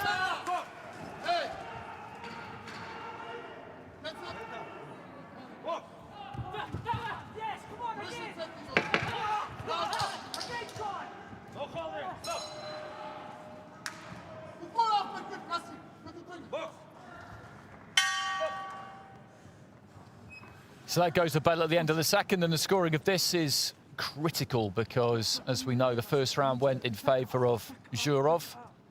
Kearney needs his second round. If he doesn't get it, then he's got a big mountain to climb in that third round. So let's have a look. Well, split scoring. One judge in favour of Kearney, so that card a draw. Guatemalan judge, career Jordan, Turkey.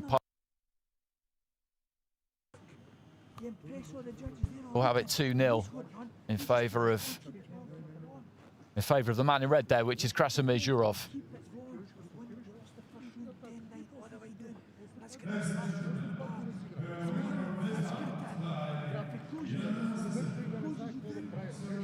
A bit of a messy fight overall, really.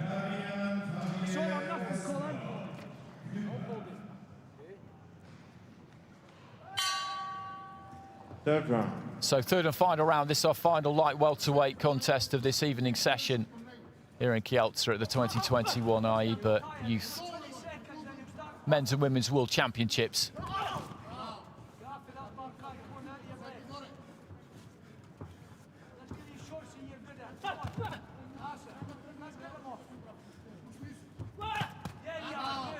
Right hand to the body there from Kearney. Zhurov came back with a left.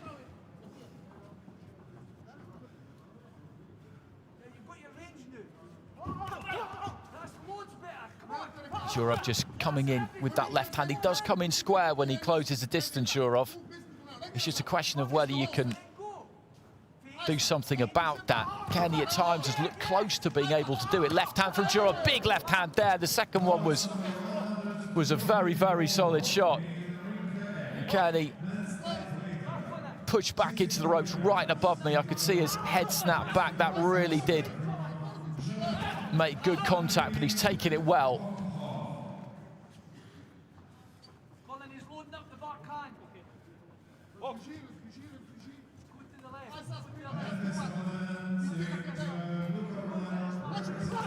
Zhurov's generally looked for that left hand throughout the course of the fight.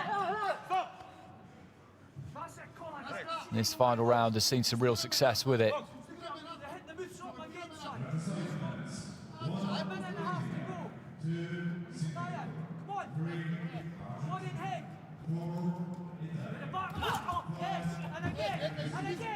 Right hand to the body there from Kearney.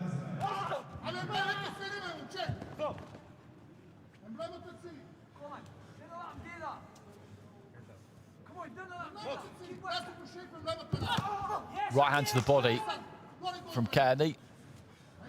He stepped in and thrown that a few times. He landed it well in the first round a couple of times.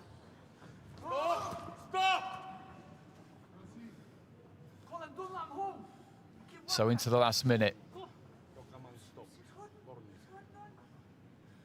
Point being taken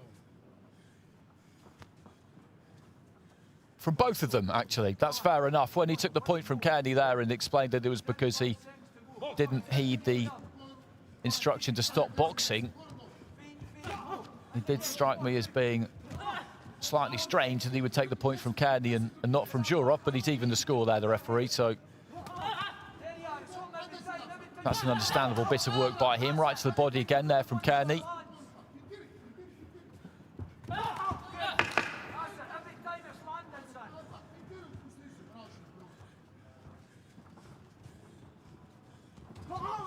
I think Kearney will look back on this and find it slightly frustrating. If he watches it back, he'll see that he was close to timing him on the way in there, Zhurov. On a number of occasions, he just couldn't quite do it. He knew what he wanted to try and do, because Zhurov comes forward, he springs forward quickly, he comes quite square when he looks to throw that left hand, and it's all about that left hand. If you make him fall short or can kind of step to the side It's perfect. and catch him on the way, and like he did there, and that right hand to the body. But Zhurov has got his method, and it's an effective one, and it's a difficult one to negate. In the bout number 168 in the ring B. Win on points with unanimous decision from the red corner, Kashmir Zhurov, Bulgaria. So he gets it, Zhurov, unanimous decision. Those scores have that look because of those points that came off.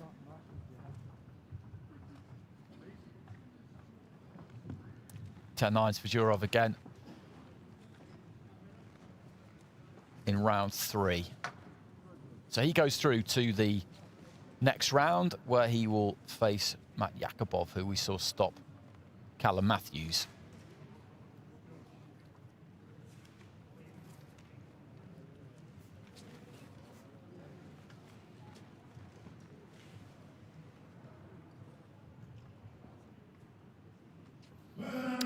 Now we'll head into the middleweight division, 75 kilos, the men's middleweight division.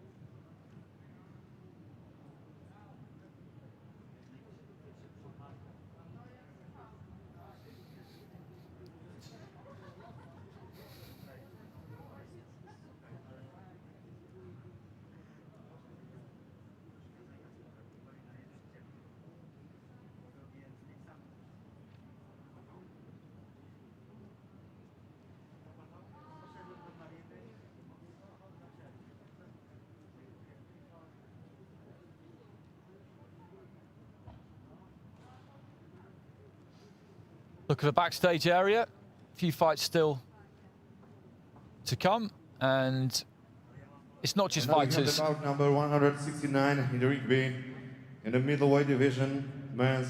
Please into the red corner from Hungary, Bendegus Shigedvari. So on with our middleweight fights, and representing Hungary, boxing out of the red corner here, Bendegus Shigedvari. What I was just going to say there is that backstage you don't just have fighters who are fighting today, you have fighters who are just keeping a bit of weight off, which was what that gentleman skipping there was doing. You could see the sweatsuit underneath his hooded top.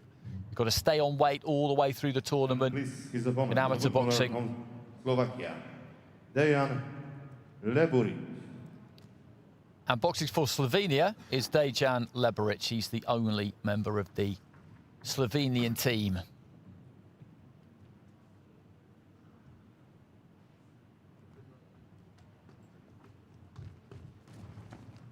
Judges of this bout: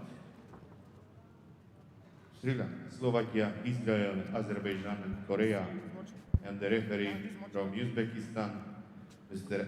Alexander Kamidov. Ladies and gentlemen, bout number 155 UK. Men's middle, 75 kg. Into the red corner, please welcome boxer. Representing Kazakhstan, Bokskie.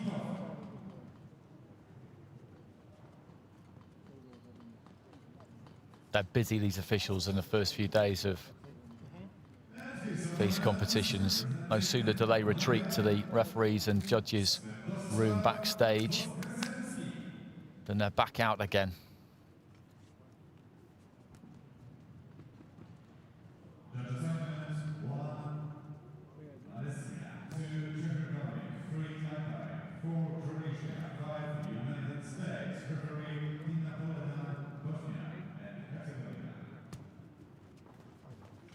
So Bendiguz Shigetvari of Hungary in the red, Dejan Lebric of Slovenia in the blue.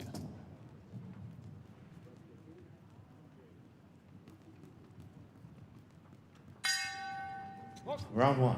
Shigetvari coming out in the southpaw stance there in the red. As I said, Boksie for Hungary, and Lebric of Slovenia in the blue in the orthodox stance.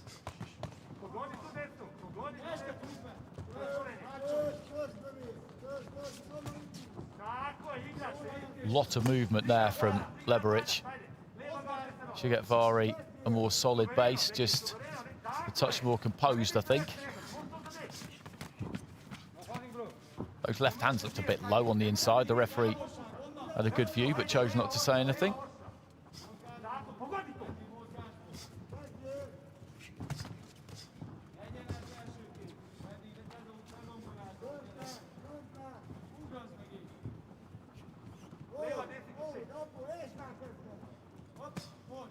Lebric looking for the right hand there. He's just settled a bit. He was flying all over the place that first 10, 20 seconds. And he's still very up on his toes a lot of the time, but as I said, just taking the edge off that kind of skittishness.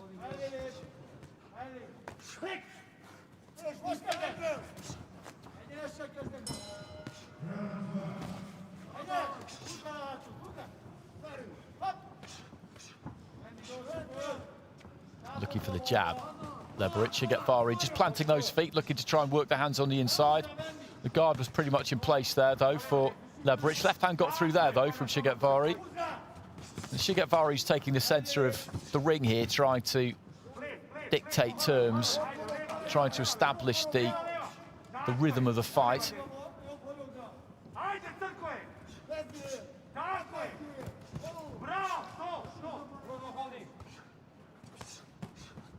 Couple of good shots there from Lebric, just cupping the side of the head of Shigetvari. Left hand from Shigetvari. Got through. Nice jab there from Lebric over on the far side of the ring. 40-odd seconds left in round one.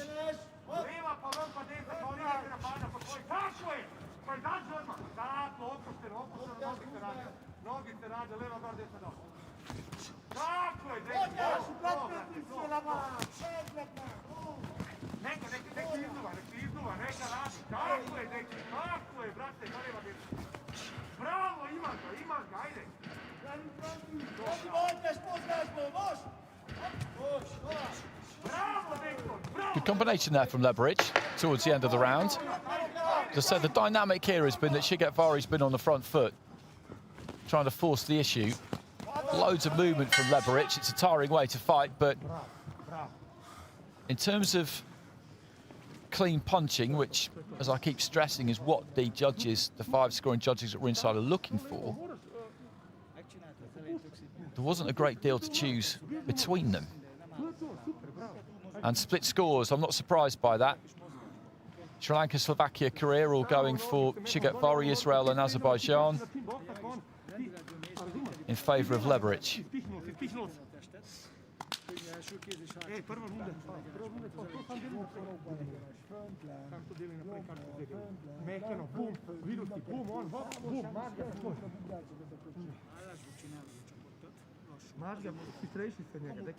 Shigetvari finding Lebric a difficult man to pin down. As I said, there's plenty of movement there. Seconds out, please.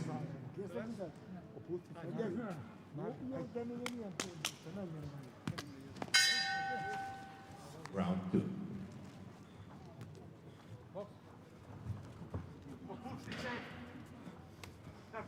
točno, levo, pa desna preko, bravo.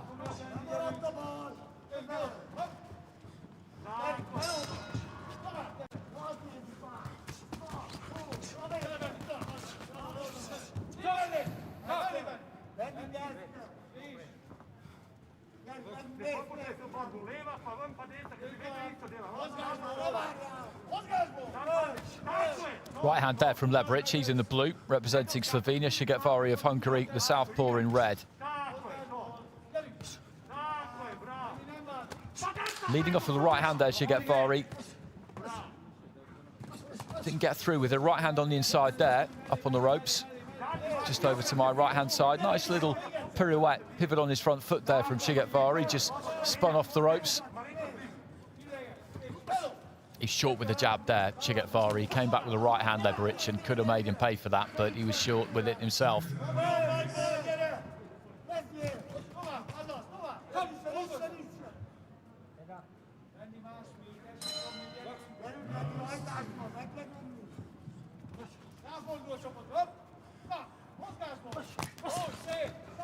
Right hand from Shigetvari, kind of smearing right hand. Did land. Very similar to the first round, this. It's the kind of matador and the ball, only thing is that the ball's wearing red.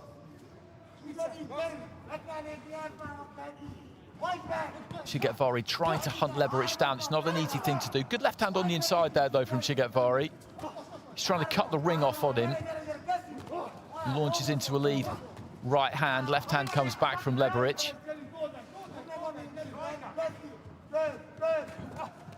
Little pecking jab there from Shigetvari. Did that about a minute ago. The feet come really close together. He throws that jab and he's completely off balance. If he's short with it, then he's got a problem there, but he just made it with that one. Catches the left hand on the way in there, Shigetvari. Just trying to rush Lebric, as he has done all throughout the fight. Left to the body. Nice left hand on the inside too from Shigetvari. When he gets up tight and close like that, he can do some good work. He just finds a little bit of space. Jab just bounces off the forehead there of Shigetvari.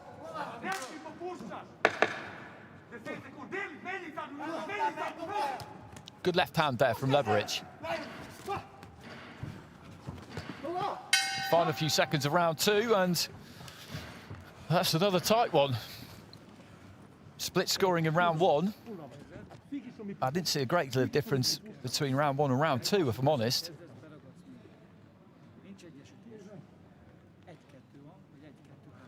Let's have a look. Well, it was very, very close. Split scoring again there. Sri Lanka going 10-9, so 19 apiece with Sri Lanka and Israel and Azerbaijan, and it's very much in the balance then heading into the final round, and that's about right because it's, as I said, it's been very evenly contested. This, a lot of industry from both of these two. They're certainly trying everything they can to land on their opponent, but they've both just found it a difficult thing to do for varying reasons, I think, really. Lebric with a lot of movement, and Shigetvari has just kind of struggled to track him down. And Lebric, because he's moving all the time, just hasn't really had that kind of solid base to punch from when he does let his punches go. The vast majority of them are missing. Shigetvari just marauds forward there, looking to try and work on the inside. Lebric just sensed that he could be in a spot of trouble, came back with a right hand. That was good from Lebric, through the left hand, didn't land with it, but just rolled away. Right to the body from Lebric.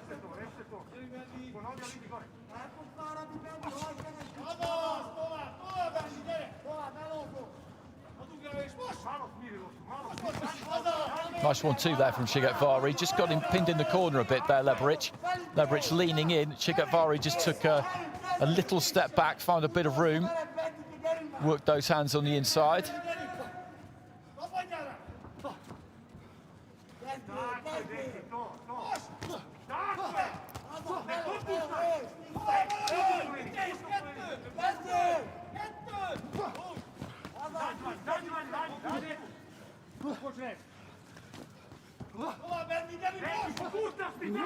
Strong right hand there from Leverich as he was being put onto the back foot. He did catch a couple on the ropes though. And Shigetvari just looked to step to him again, nearly midway through round 3. Left to the body there from Shigetvari. Just found the right kind of distance there. Off the back of that body shot to try and go up to the head. Referee just having a word with Leverich about trapping the arm there of Shigetvari. What neither of these needs at this point is to lose a point. Any kind of deduction, that could be absolutely heartbreaking for them if either one of them were to do that. It's been a clean fight. Alexander Kamadov's hardly had to get involved at all, but he did just have that quick word there. Left cross there from Shigetvari. He's got a good gas tank, Leverich, because it's tiring doing what he's doing. This constant movement up on your toes. Slowed his feet down there and looked to try and dig in with the right hand. Turns Shigetvari back towards the red corner. This fight nearing its conclusion. If somebody could provide a big finish here, then that can maybe be enough. Left hand just took Shigetvari off balance there as he looked to try and open out for a big haymaker.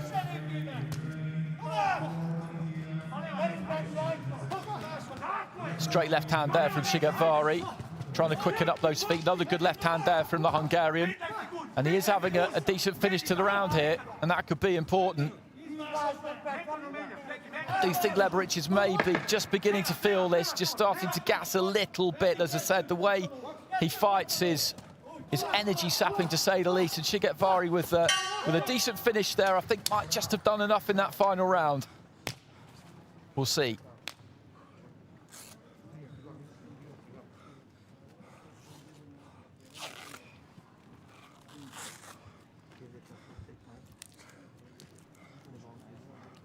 Just right towards the end of the round, Leverich maybe just began to slow down a bit. That was a good left hand from Shigetvari. He's got the more kind of economical style. You've got to be very, very fit to box the way that Leverich does. It is constant movement.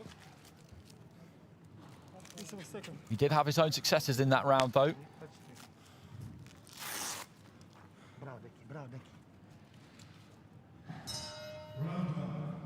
Ladies and gentlemen, win by points with unanimous decision from the red corner, Vendegus Shigetvari, Hungary. And Shigetvari gets it.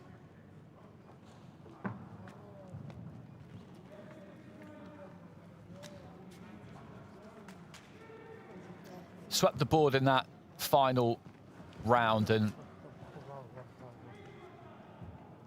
turned those 3 cards that were level to his advantage.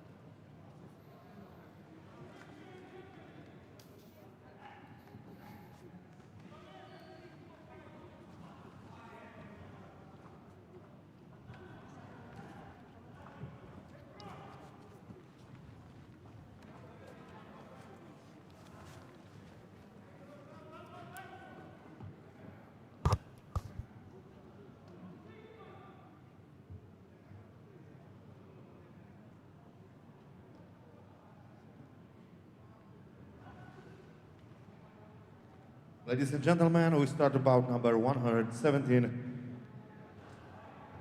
in the ring B middleweight division. Please into the red corner from Cuba, Albert Gonzalez Monteagudo.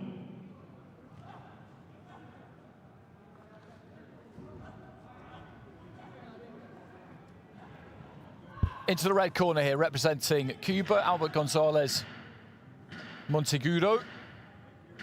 And his opponent, please, to the blue corner from Poland, Adrian Timovic.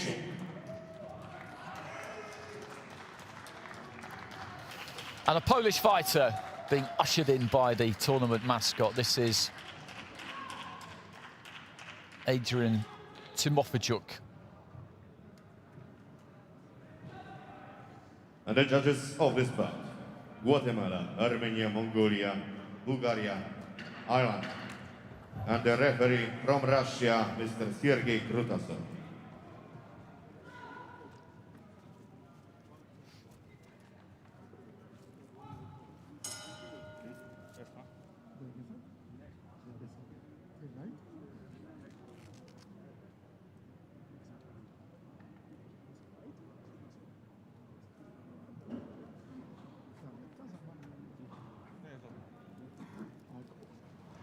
Prawą stronę aktywną, lewa ręka postawę. Nie przekazał. Nie da się ustawiać. W linii prostej nie uciekać. Na boczki. I doły. Doły. Dużo tego szukać.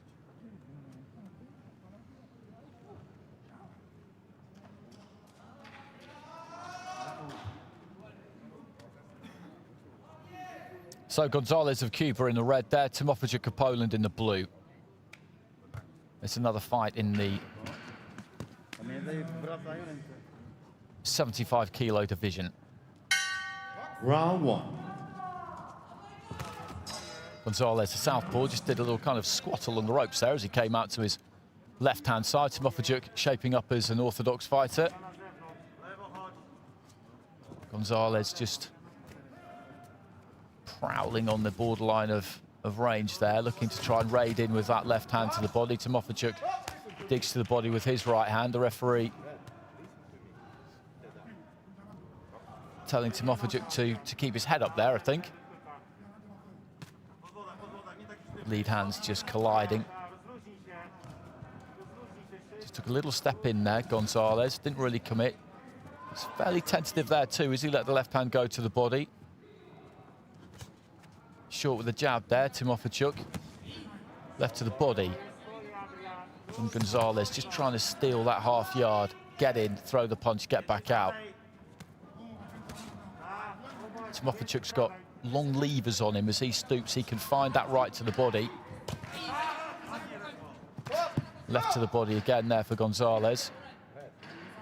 And the referee was always going to have a word about that. He kind of had his right glove around the back of Timofijuks' head, just trying to pull him onto the punch. Carries that lead hand low. Gonzalez looking to try and jab, but that's blocked by the left glove there of Timofijuk, who throws his own jab. Again, that's short. Comes in behind the right hand. Doesn't land that either. Midway through round one. Looking for the left to the body again there, Gonzalez. That was blocked by the forearms.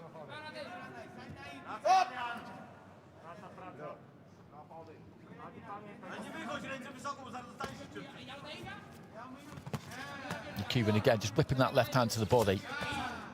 And then just catching Timofijuk, I think, with a short right hand as the Polish fighter came in. And Cuban landed 2-3 decent clean shots, and that's the difference between these two at the moment, you would say.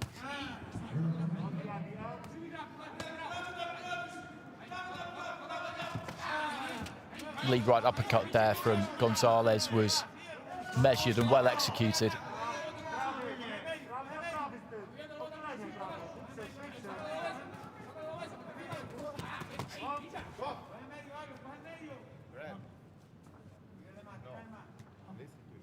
The fighter coming in from the corner away to my right-hand side. Gonzalez just kind of nodded at them as we head into the final few seconds. Again, he looks out of the ring at the corner, and I'm not sure what's going on here because he should be concentrating on his opponent, surely. Timofijuk falling short, and Gonzalez looking to try and clip him with the right hand. Bell goes. Back he goes to the corner.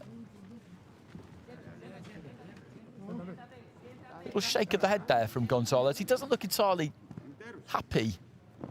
Timofijuk just getting the air in the blue corner. The way he looked at the corner a couple of times, he looked out of the ring to the corner coaches. Slightly odd. staying on his feet in between rounds. He won that round. No doubt about that, so 10-9s for him.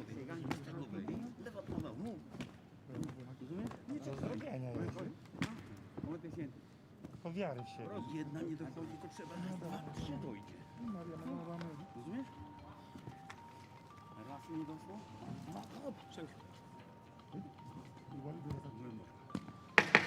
Seconds out, please.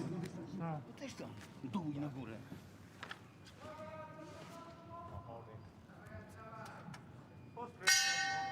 Round 2.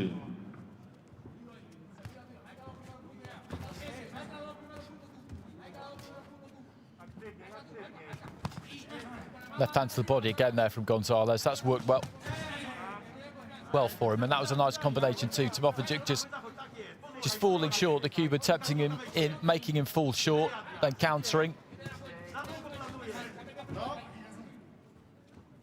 Bit of a tangle of the front feet there. You get that sometimes with the southpaw against an orthodox fighter. Timofovic ending up on the canvas, sportingly helped up by Gonzalez. Just got his feet in a bit closer there, Timofovic, and let the right hand go. He's been slightly tentative. He's looked for that jab right hand, but most of the time he's been short with it. A bit reluctant, I think, to really step in on Gonzalez. But he's got that reach. I think if he would just have a little bit more confidence in what he's doing. Easier said than done, I know, because these Cuban fighters come with a real aura, a real mystique about them.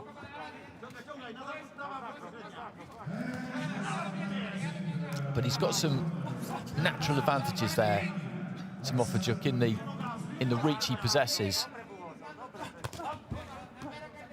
Did try to make it count there with the jab, but Gonzalez again just managed to just shift his feet back. Right hand there from Timofovic. I don't think landed all that hard because Gonzalez just took the weight back. Left hand there though from Timofovic did land, but a couple of body shots just rattled into the rib cage there from the Cuban, who's finding the gaps when he needs to here, without being all that expansive.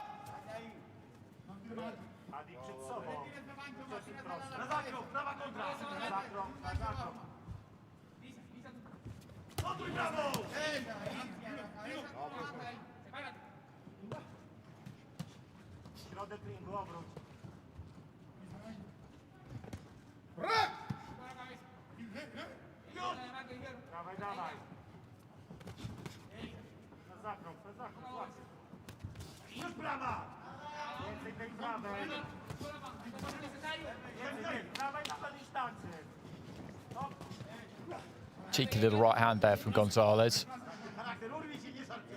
Again, he looks out towards the coaches. I think that's just a habit he's got. Just to show them maybe that he's paying attention to what they're saying. Aiming a big overhand left there. Works the uppercut on the inside.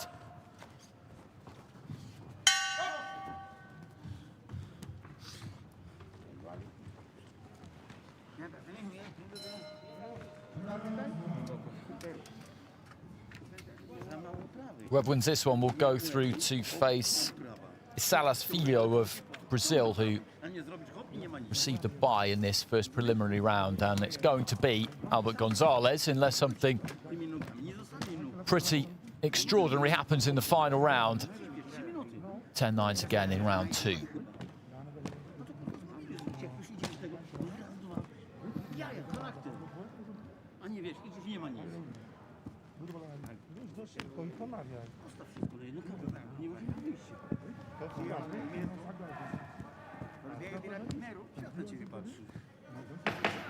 Seconds out, please.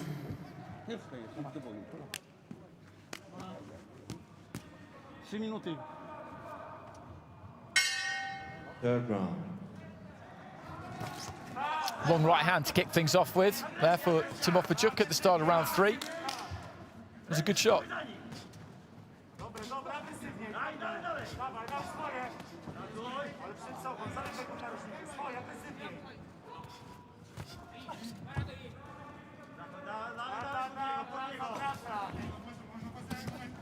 Left to the body from Gonzalez. Delivers that from really low. That left hand at times almost down by his knee.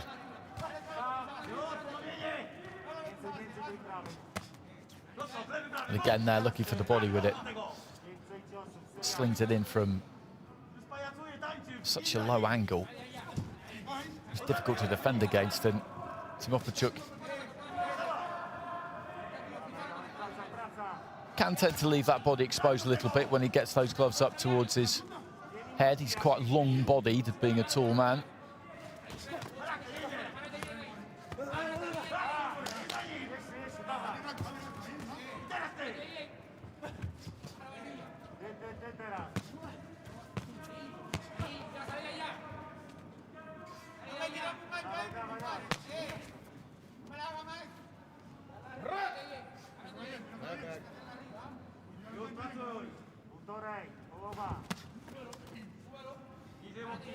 There's that left again, just thudding into the midriff of Timofeychuk.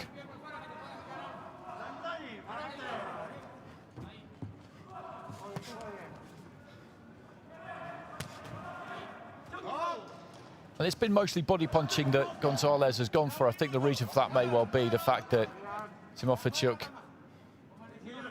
when he picks that guard up to protect his head, can at times let those elbows flare away a bit and leave some space, as he did there. Uppercut, though, from Gonzalez. That was very cute, very good work. He's a very skillful fighter. If you leave him any kind of a gap, he will find it. Falling short with the right hand there, Timofeychuk. Gonzalez had just taken a step to his left-hand side and then just clipped him with a left hand to the side of the head as Timofeychuk moved past him.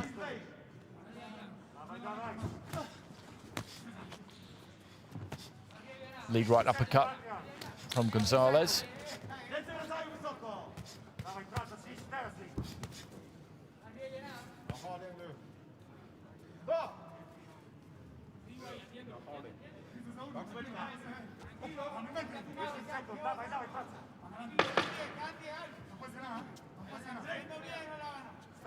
It's been a good performance. Been a very good performance from Gonzalez. He's shown us an array of punches. And as I said, without taking any real risks there, without really opening up at any point, he's just boxed his way through those 3 rounds. He's won all 3 rounds with something to spare.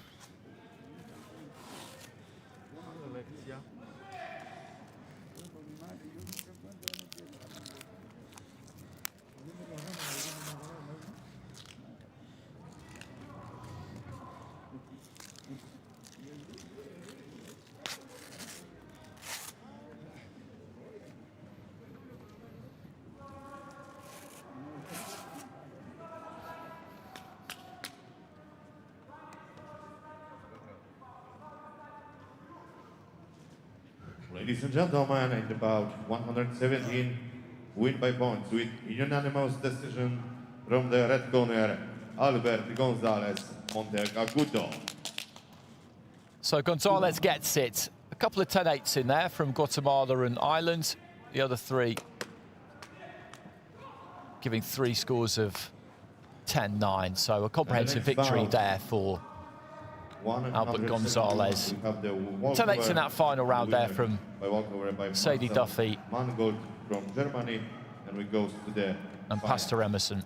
The next fight, 172, middleweight division.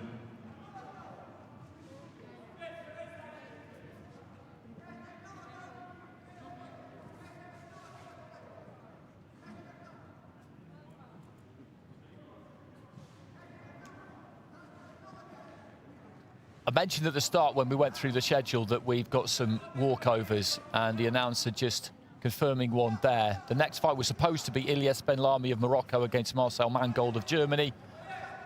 Benlami unable to box, so Mangold of Germany has gone through via a walkover.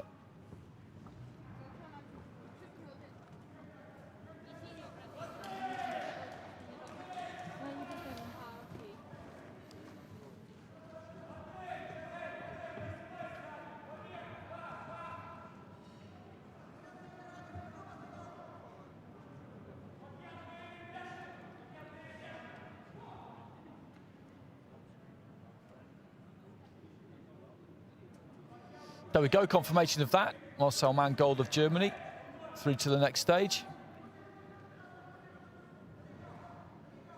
where he will face the winner of our next fight.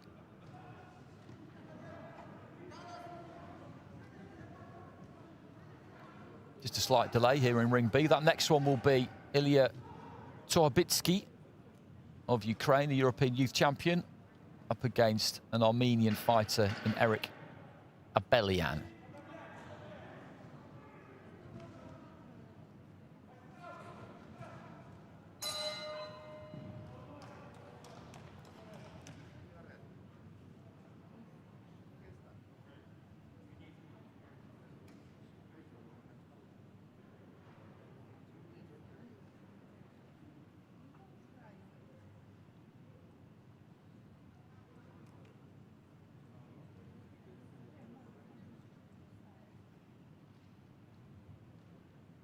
So that is Jafar Haydali of Azerbaijan. He'll be in action a little bit later against William Rosen of Cholov of Bulgaria. That should be a really good fight.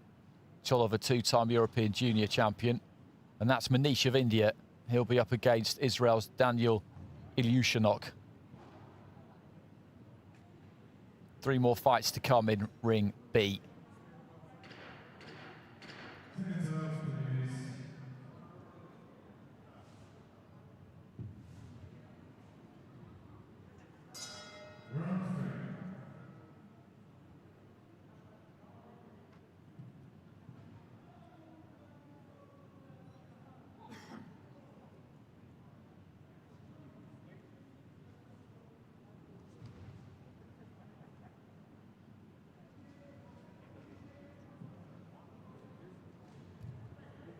So, ladies and gentlemen, we start about 172 in the Ring B middleweight division men's. Please to the red corner from Ukraine, Ilya Torbitsky. Here comes Torbitsky of Ukraine, as I said, the European Youth Champion. So plenty expected from him.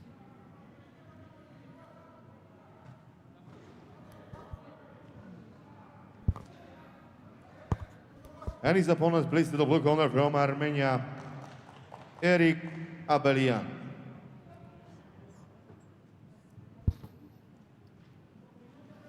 And Eric Abelian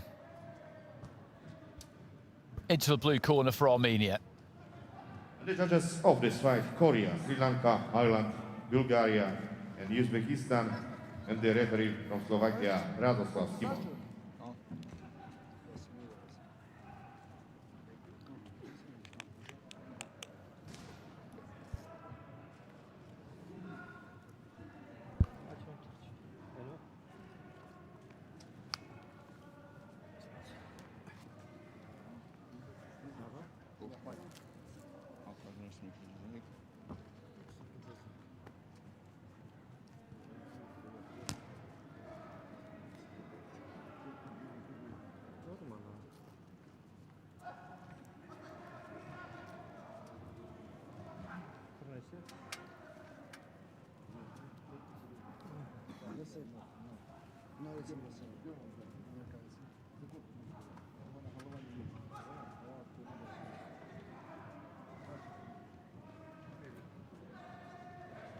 ایران خیلی کی چی میکنه از که بوکس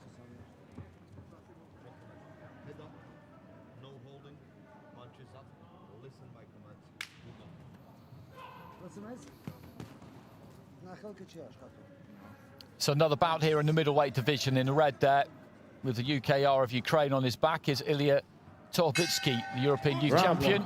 And in blue there for Armenia, Eric Abelian. Torbitsky looking to try and find that jab early on, followed it with the right hand. Abelian, though, fired back. Good jab to the body there from Abelian. And then caught one himself right in the chest.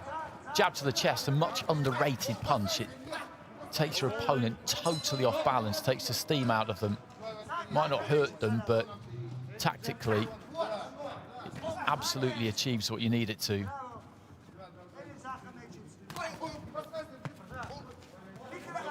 Torbitsky Little uppercut on the inside.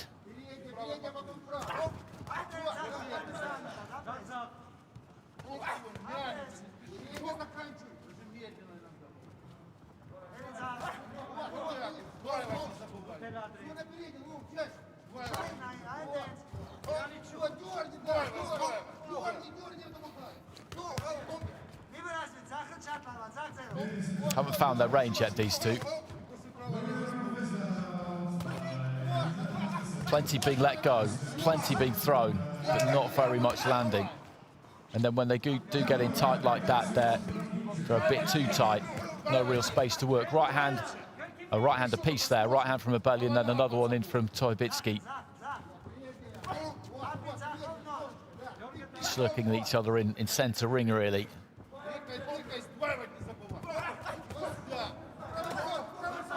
Just throwing that left hand as he was moving off to the left there, Abelian. Looking for the body, Toibitski. Abelian did well to turn him on the ropes there.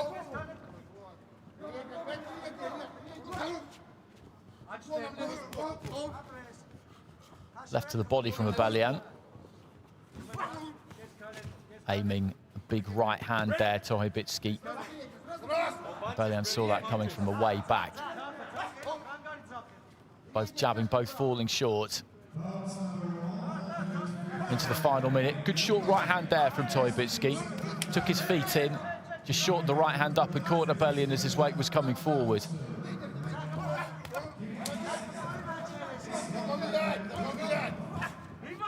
Jab there from Toibitski, who maybe has just found his distance a little bit better of the two, heading into this final minute of the opening round.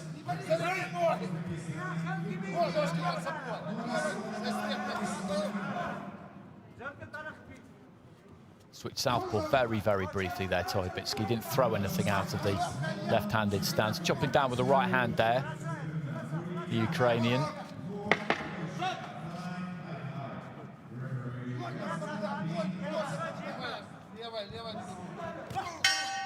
Bell goes at the end of the round.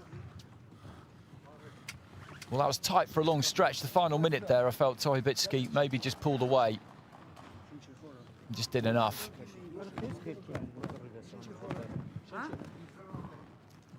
Judges in agreement with that. 10-9s from all five. Korea, Sri Lanka, Ireland, Bulgaria, Uzbekistan.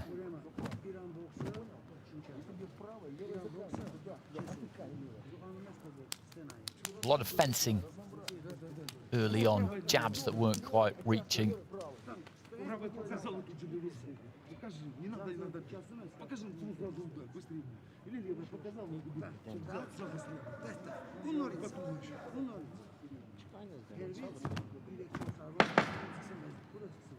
Seconds out, please.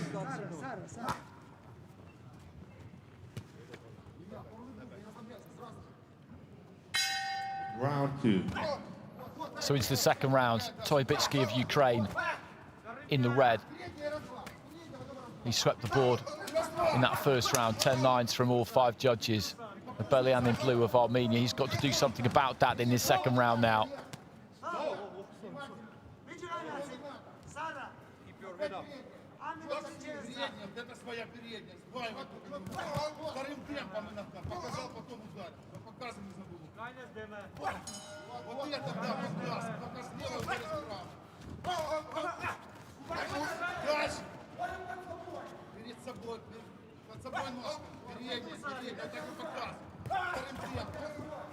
Decent combination there from Toibitski, finished on the left hand.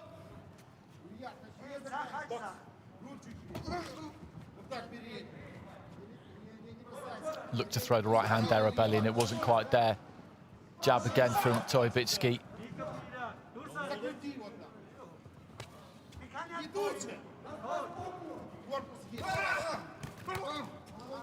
Good attack to the body there from Abelian. Still moving forward, the Armenian. Still doing everything that he can to try and get on top of Toibitski and force the issue, wrestling on the inside.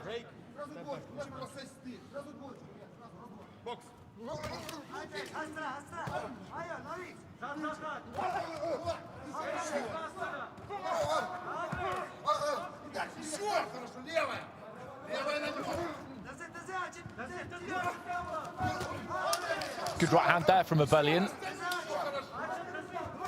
Toybitsky trying to use the jab on the outside. I think towards the final minute of round 2, he's got a very muscular approach, Abelian. He looks like a very fit fighter. Jab coming out there from Toybitsky, and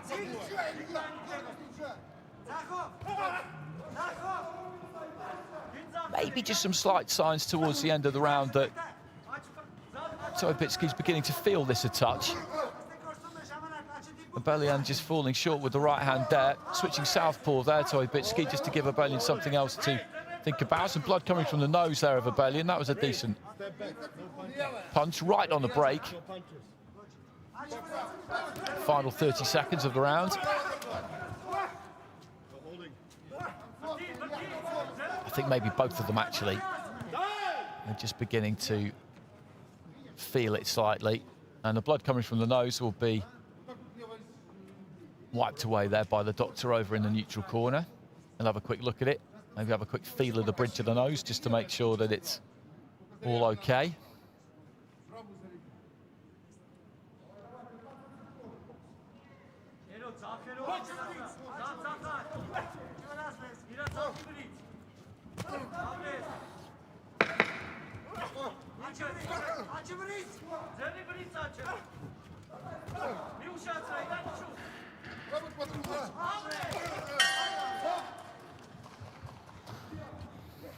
So that's the second round in the books.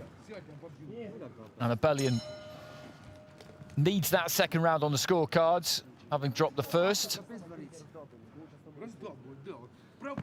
I don't think he's going to get it. 10-9s again for Ilya Torbitsky. So he's in control of this heading into the third and final round. We've seen this scenario a good few times since the start of the competition, and Abelian has somehow got to try and turn this around. Nobody's really managed it yet when their opponent has had a majority of 2-point leads, let alone all 5. It's a very, very difficult thing to do. Seconds out, please.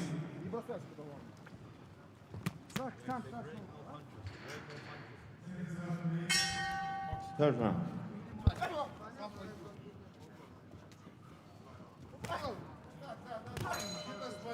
Good jab that from Abelian. Toybitsky throws a couple of jabs himself, then the right hand. Just trying to distract Abelian there. Toybitsky shooting that right hand to the side, and then just a little shuffle. Abelian won't be taking kindly to that, I can tell you.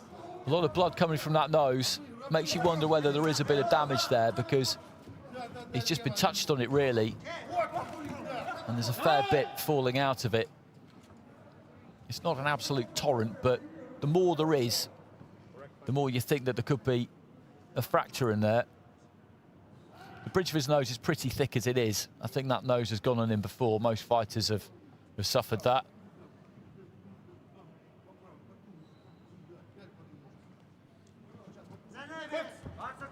But Abelian quickly back to the centre of the ring.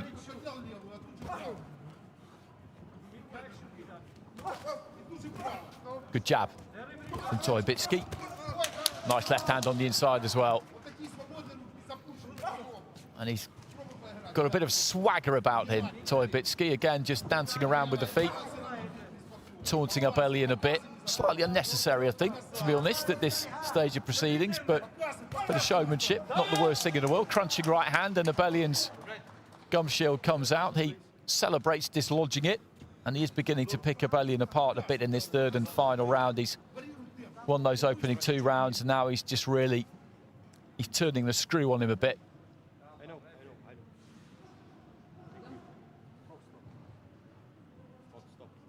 And the referee is going to stop the fight on the advice of the doctor.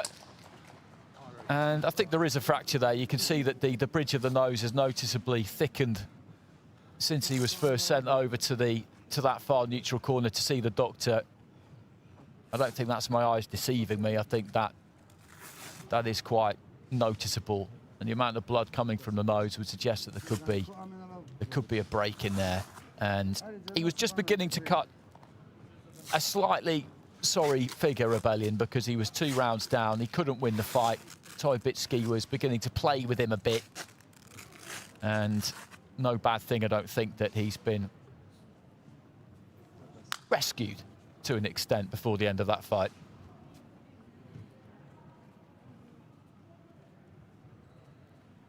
Ladies and gentlemen, the winner, bout number 172 by RCE in third round from the red corner, Ilya Tochopitsky, Ukraine. So Toibitsky in the next round will face Marcel Mangold of Germany, who got that walkover in the previous scheduled bout.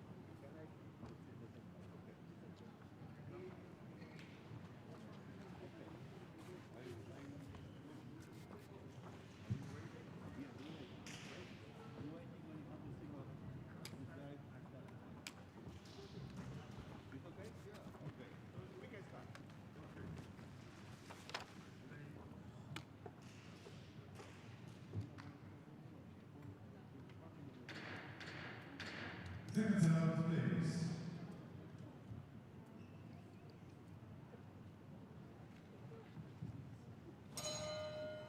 Round 3. So, ladies and gentlemen, we stand about 173 in the ring B, middleweight division. Please into the red corner from Azerbaijan, Yafar Haidari. Well, we saw Haidari keeping loose backstage about 20 minutes or so ago. And here he is, boxing for Azerbaijan out of the red corner.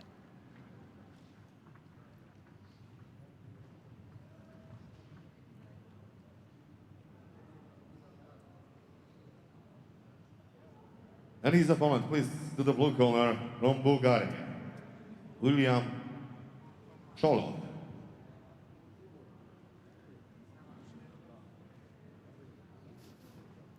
And his opponent, the 2-time European junior champion from Bulgaria, William Cholov, who wears the blue, and plenty is expected of him at middleweight in this tournament. And the judges of this bout, Mongolia, Jordan, Latvia, Israel, and Poland, and the referee from Guatemala, Mr. Pastor Emerson.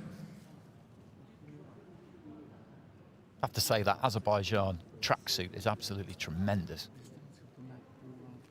Some of the kits you see at international tournaments are just superb.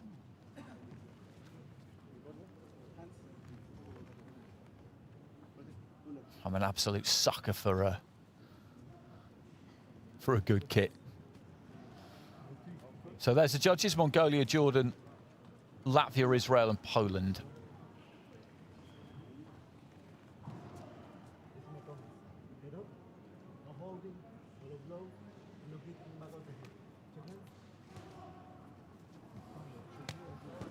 So on the left-hand side of your picture there is Cholov, the 2-time European junior champion from Bulgaria. He's in the blue. Jafar Haidari of Azerbaijan in the red. Haidari, orthodox. Cholov, southpaw.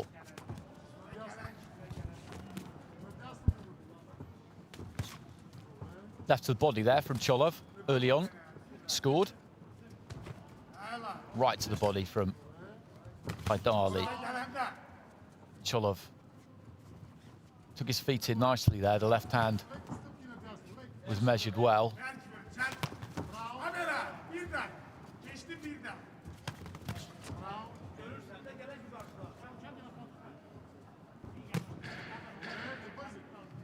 He's managing to reach with that left.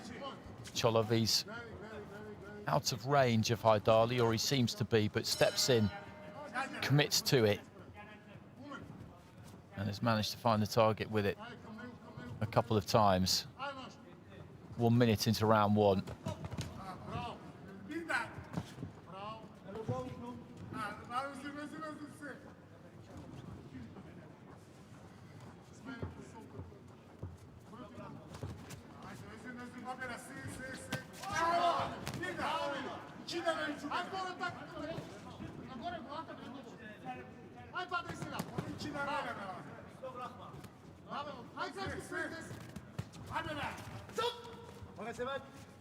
Haidari just kind of marauding forward there, quite open as he threw that left hand. That was a well-timed left from Cholov as Haidari came onto the front foot. Wasn't quite enough room for the left hand there for Cholov. He just slipped that punch nicely, dipped to his left, but just a bit too cramped to find a home for that left hand. Left hand again to the body, then up to the chin. He's a good fighter. He came with a reputation, as I said, as a two-time European junior champion, and he's got some skills, certainly. It's difficult for Haidari really to do a lot with him. He just can't match him for speed.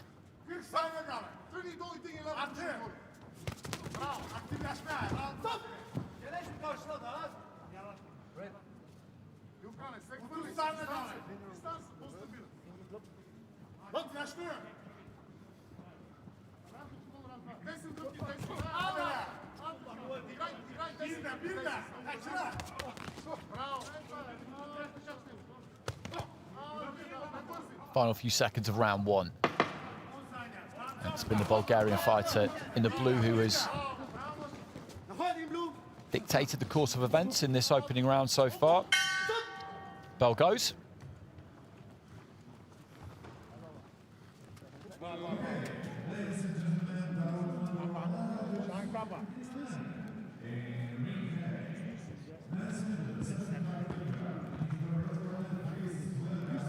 Five scores of 10-9 for Cholov.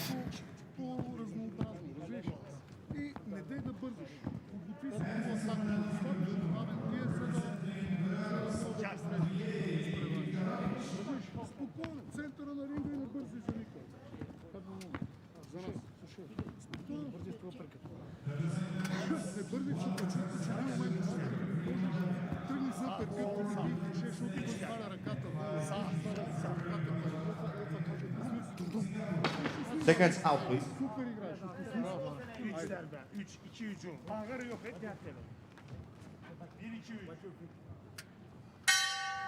Second round.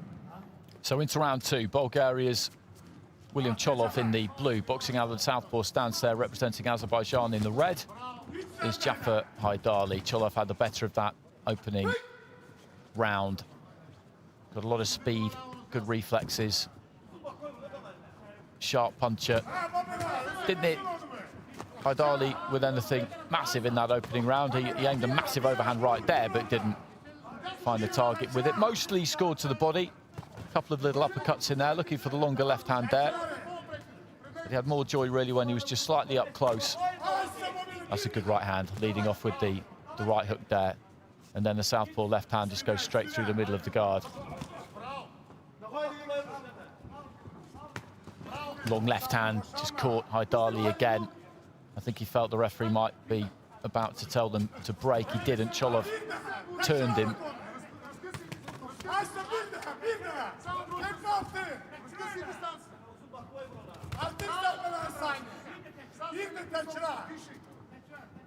Haidari's trying to make something happen here because he knows that he's lost that first round and that he's got to do something, but it's a very, very difficult task. The more he opens up, I think the more joy that Cholov will have.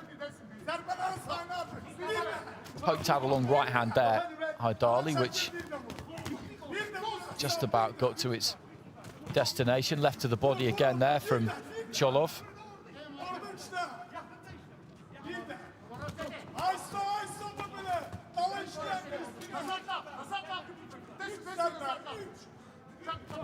Ay sabamına. Sağ. Sağ, sol, sağ. İşte. Round'u aparırsan işte. Sık onu, sık onu. Sık bu round'u apardın işte. Üç serpe, üç, vur. Yoruldun vur. Gelin, üç serpe. Aç çekmez. Haberdarlık verecek mi? Üç serpe. Hadi sol at, sol, sağ. Bir, attır, attır. Orada işte, orada işte. Orada işte, işte. Slightly untidy in the last 30 seconds or so. These two having a bit of a wrestle down towards the blue corner.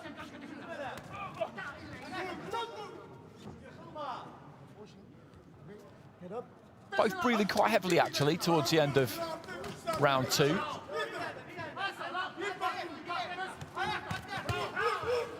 Looking for the left there, Cholov. Set his feet and really put his weight behind that one. But you look at the state of these two towards the end of round two, and it's interesting because I wouldn't say this has been fought at a frenetic pace. It's been fairly physical on the inside at times, but he looks absolutely done there, Jaffer Haidari. He has been hit with some good punches, and maybe there's a bit more on those shots than we think from Cholov, because he has the look of a man who has no great appetite for the fight at the moment. But having said that, he comes straight back in with a nice, snappy, short right hand and just rocks back the head of Cholov. So that'll give Haidari some encouragement heading into the third and final round.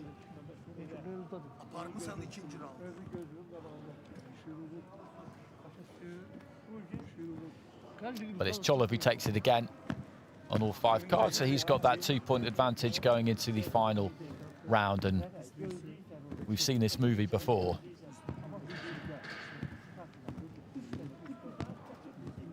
Çemeni tutmuşsan 3 serpe. 3 serpe, 3 dalmadal.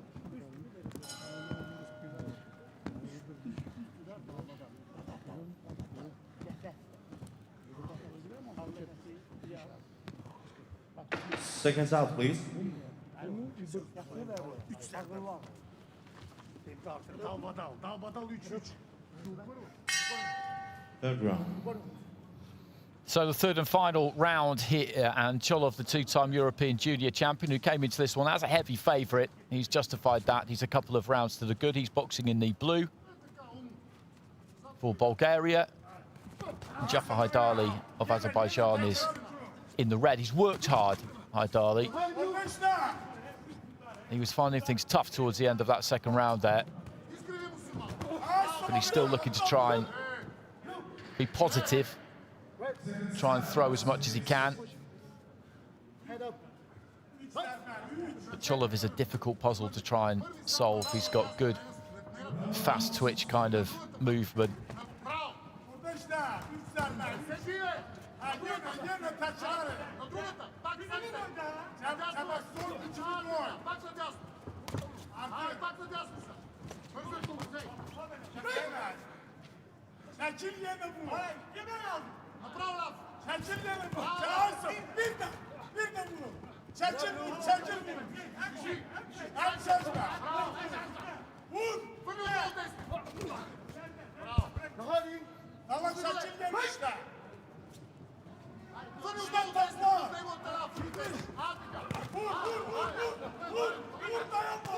Just having a bit of success there, Haidari, trying to step on Cholov. And Cholov is just beginning to blow a bit here, midway through round 3. Similar story to the second round, where in the final minute of that, they both looked like they would welcome hearing the bell to signal the end of the round at any point, really, from a minute out. And this is kind of the same. It is a bit strange, as I said in that previous round, because it's been a good fight and it's been boxed at a good pace. Not the kind of pace that you would imagine would lead to elite level fighters, and that's what these are. Son saniyeler. Son saniyeler. İşler. So kind of low on energy as we head to the final stages. Maybe I'm being a little bit unfair, but we've seen a lot of fights in this ring over the course of today, over the course of the previous few days, that have been every bit as demanding as this one, and the participants seem to have just held up to it a little bit better. Left hand on the inside there from Cholov.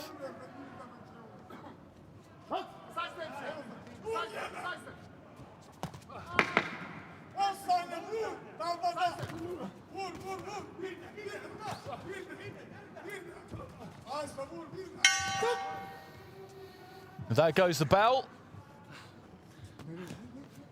And as I said, both of them pretty spent as the final bell goes there. Right hand from Haydari. He had some success in that final round, a bit more than he did in the previous two.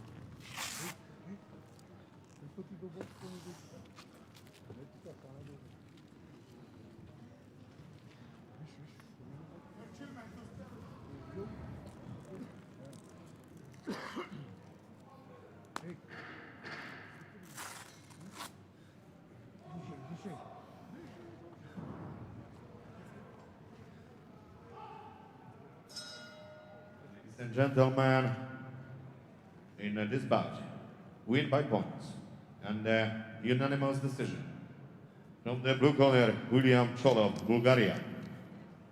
So Cholov takes it, and it was 10 points to 9, with all 5 judges 3 times over. So 5 scores of 30 points to 27. So he goes safely through to the next stage, where he will be up against a Greek fighter called Nikolaos Antonopoulos, who was due to face Anthony Vivaro of Ecuador in our next fight, but Vivaro unable to compete. So Nikolaos Antonopoulos goes through with a walkover. In the bout 174. In the middleweight division men's, we have the walkover. And the winner by walkover from Greece, Nikolaos Antonopoulos. That walkover just confirmed by the announcer.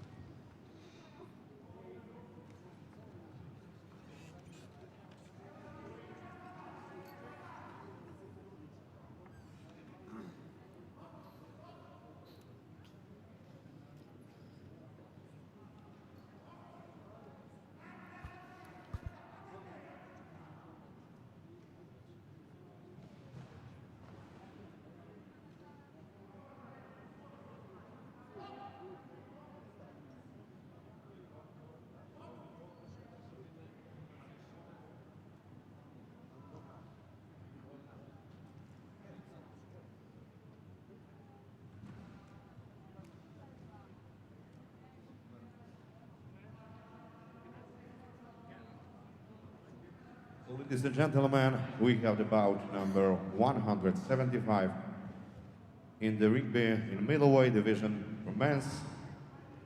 That will be the last bout in this session in ring B. Please into the red corner from India, Manish. So final bout of the day in ring B. In the middleweight division, Manish of India just jogging his way into the red corner.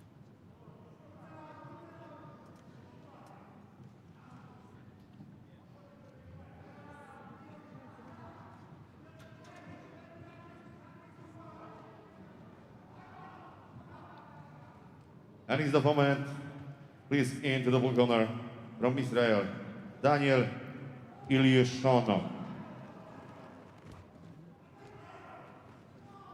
And heading into the arena To box out of the blue corner from Israel, Daniel Ilyushinok.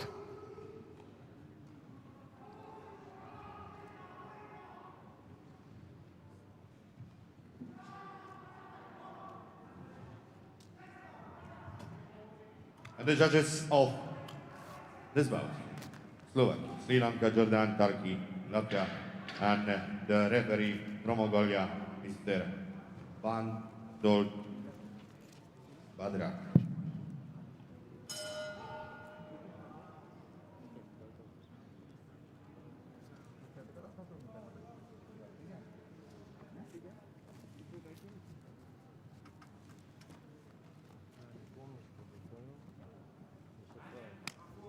So for the final time today, the referee just goes to check out the gloves, head guard, protector, and gum shield for all of these fighters. That's the ritual.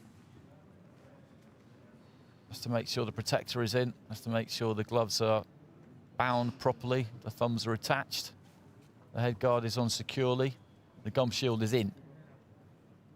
Ladies and gentlemen,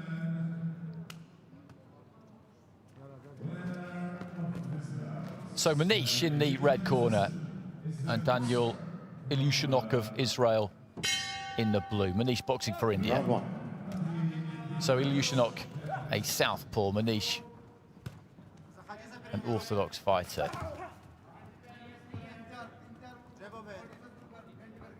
Very upright, Ilyushinok. That's the first thing you noticed about him. Very, very upright. Not much give in those knees. Just pecking with the jab. Manish looking to try and go to the body with the right hand.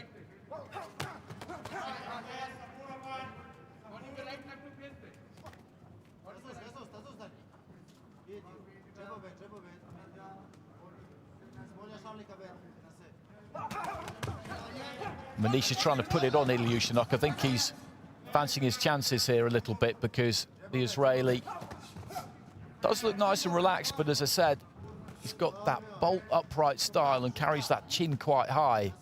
And when he pushes out that backhand there, that left hand, he just comes round almost completely square.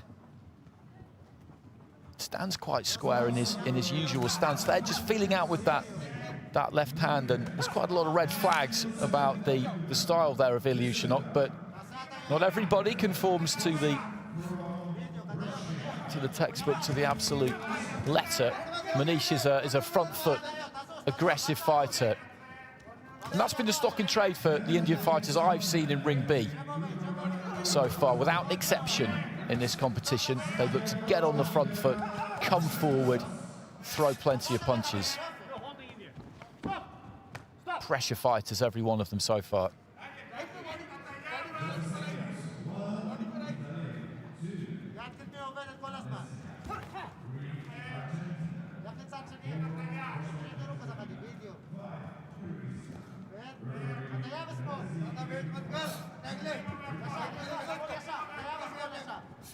Manish just throwing a few little feints with that front foot, trying to draw something from Ilyushinok. Ilyushinok backpedaling rapidly there. But did a pretty good job of it. Kept himself out of trouble.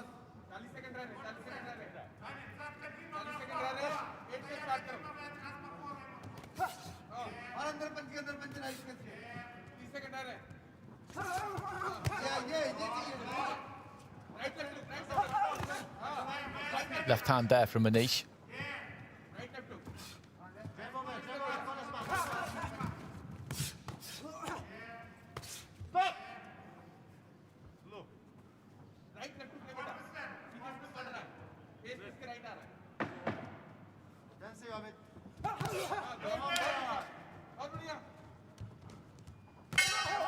Good jab there from Ilyushinok to finish the round. Manish closing in, looking for the right hand. It's Manish who was the busier of the two there. Got onto the inside, let flurries go. Not an awful lot landed clean, to be honest.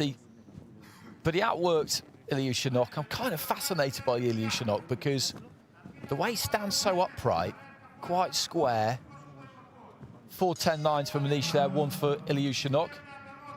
I'm not shocked by that because, like I said, not too much clean landed from either fighter. It was it was industry really that gave Manish the edge in that first round rather than clean punching. But as I was saying about the Ilyushinok, and that's a good example there, he stands so upright, he's quite square, he carries that chin quite high anyway, and then when he's backpedaling and pulling back, he carries it even higher. He kind of looks like a knockout waiting to happen, but he's got good composure, he doesn't look the least bit concerned. Round 2. And he's just sticking to what he does, which is lead off with that southpaw right hand, and look to try and throw the left. And when Manish does put it on him, he's used those feet and he's managed to pull himself back out of range.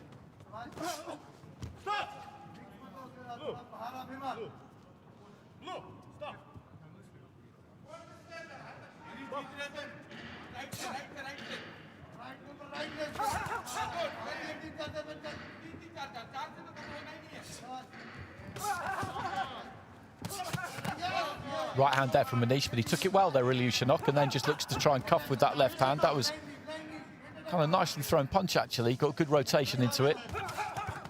Manish goes with the right hand to the body. Ilyushinok needs to work harder. That's the problem he's got here, and he's been forced into that in the second round. He'll know that he's behind. As I said, he never looked in any trouble in that opening round. Despite some of the things that I've pointed out, he never looked in any trouble. But Manish just outworked him.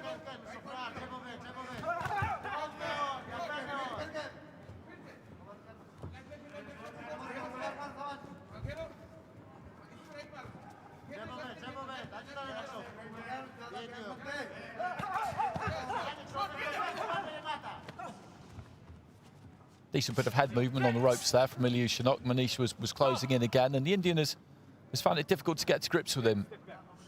Provided plenty of industry, he's thrown a lot. Looking for the left hand there, Ilyushinok.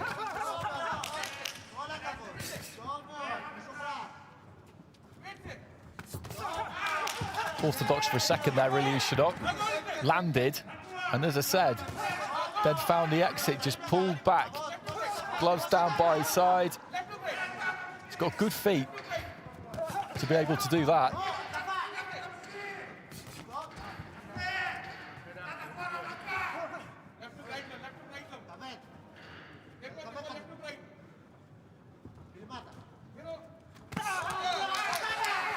Looking for the left hand there, Manish.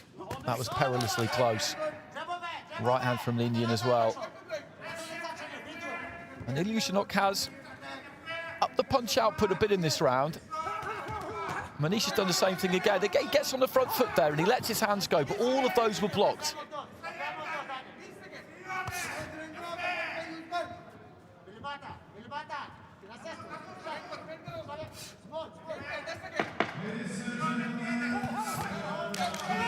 Hooking off the back foot there, Ilyushinok. And then sticking a left hand. That was a decent punch towards the end of the round.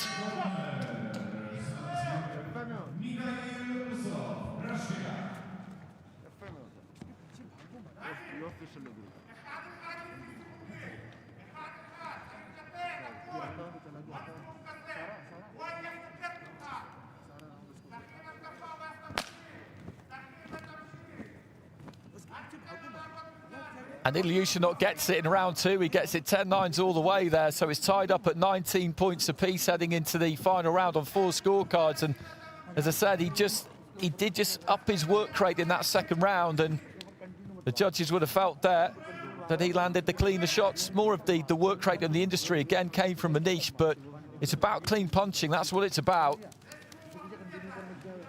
And 4 of them are found in his favour there, so this is in the balance. This is absolutely in the balance. He's got this kind of languid, laconic style, the Israeli fighter. But as I said, he's got good temperament, good composure. He sticks to his method.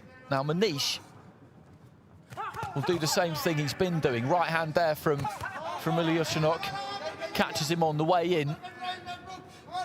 I think if he's going to have success here, Manish, he's got to have 2 phases of attack. Close in, go once, and if he can push Ilyushinok back, go again. Because, as we've noticed, the Israeli fighter pulls out, he pulls back in a straight line. So if you step on him, he pulls back, step on him again. I think then you can catch up with him. That one phase, he's very good at taking those feet out. Okay, he's upright. Okay, his chin's up in the air, his gloves are down. All those things I mentioned, but he can do it.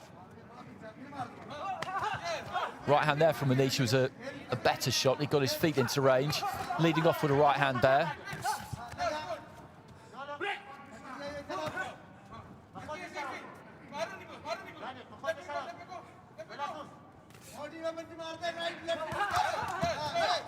Left followed by right by Manish, and that was almost what I was talking about there. He's really got to sustain these attacks, really commit to them. Closing in, throwing one flurry, and then grabbing hold or stopping. That's not what he needs to do here. He's got to really, really force this. Did get caught a couple of times on the way in there, the Indian fighter in red. Ilyushinok of Israel in blue. It's been an interesting fight, this. Into the second half of round 3.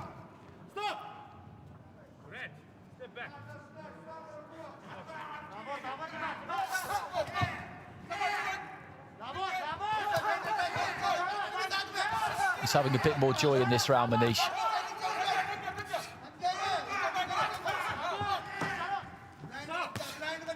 Left to the body there from Ilyushinok.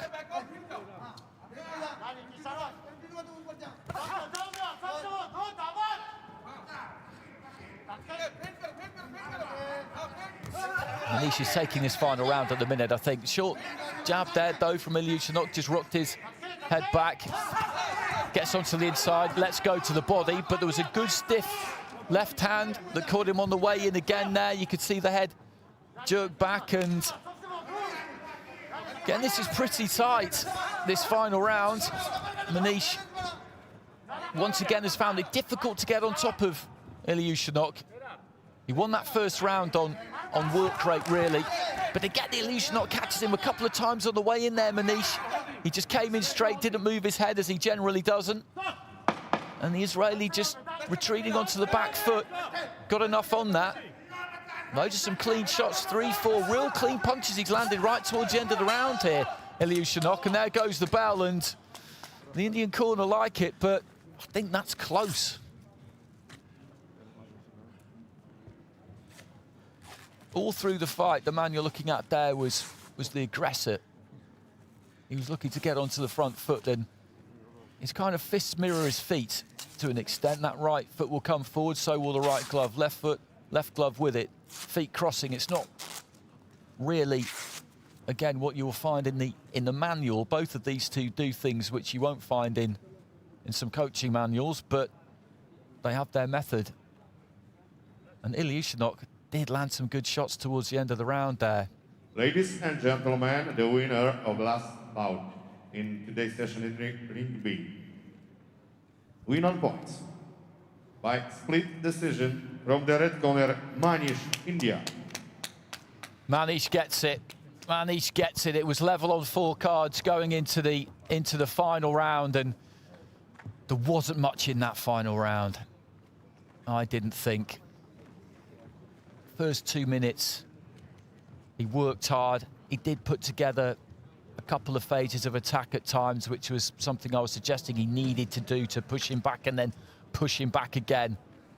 And he got it actually with all four of those judges who had it level going into that final round. I don't think there was much in that final round. Again, and Ilyushinok finished with a little bit of a flourish. That was a really interesting fight to finish with, actually. Really enjoyed that.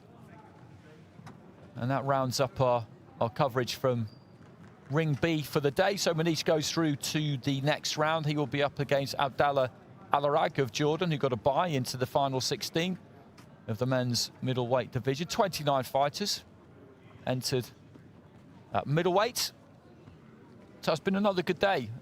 Another really interesting day. We had some tremendous fights at light heavyweight and a real good one at super heavyweight as well towards the end, right at the end of the afternoon session.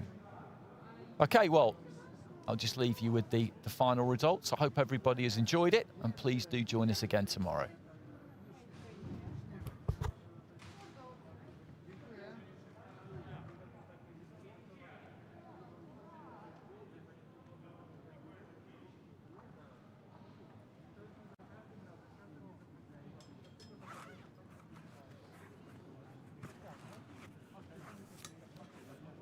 Zapełniasz na jutro.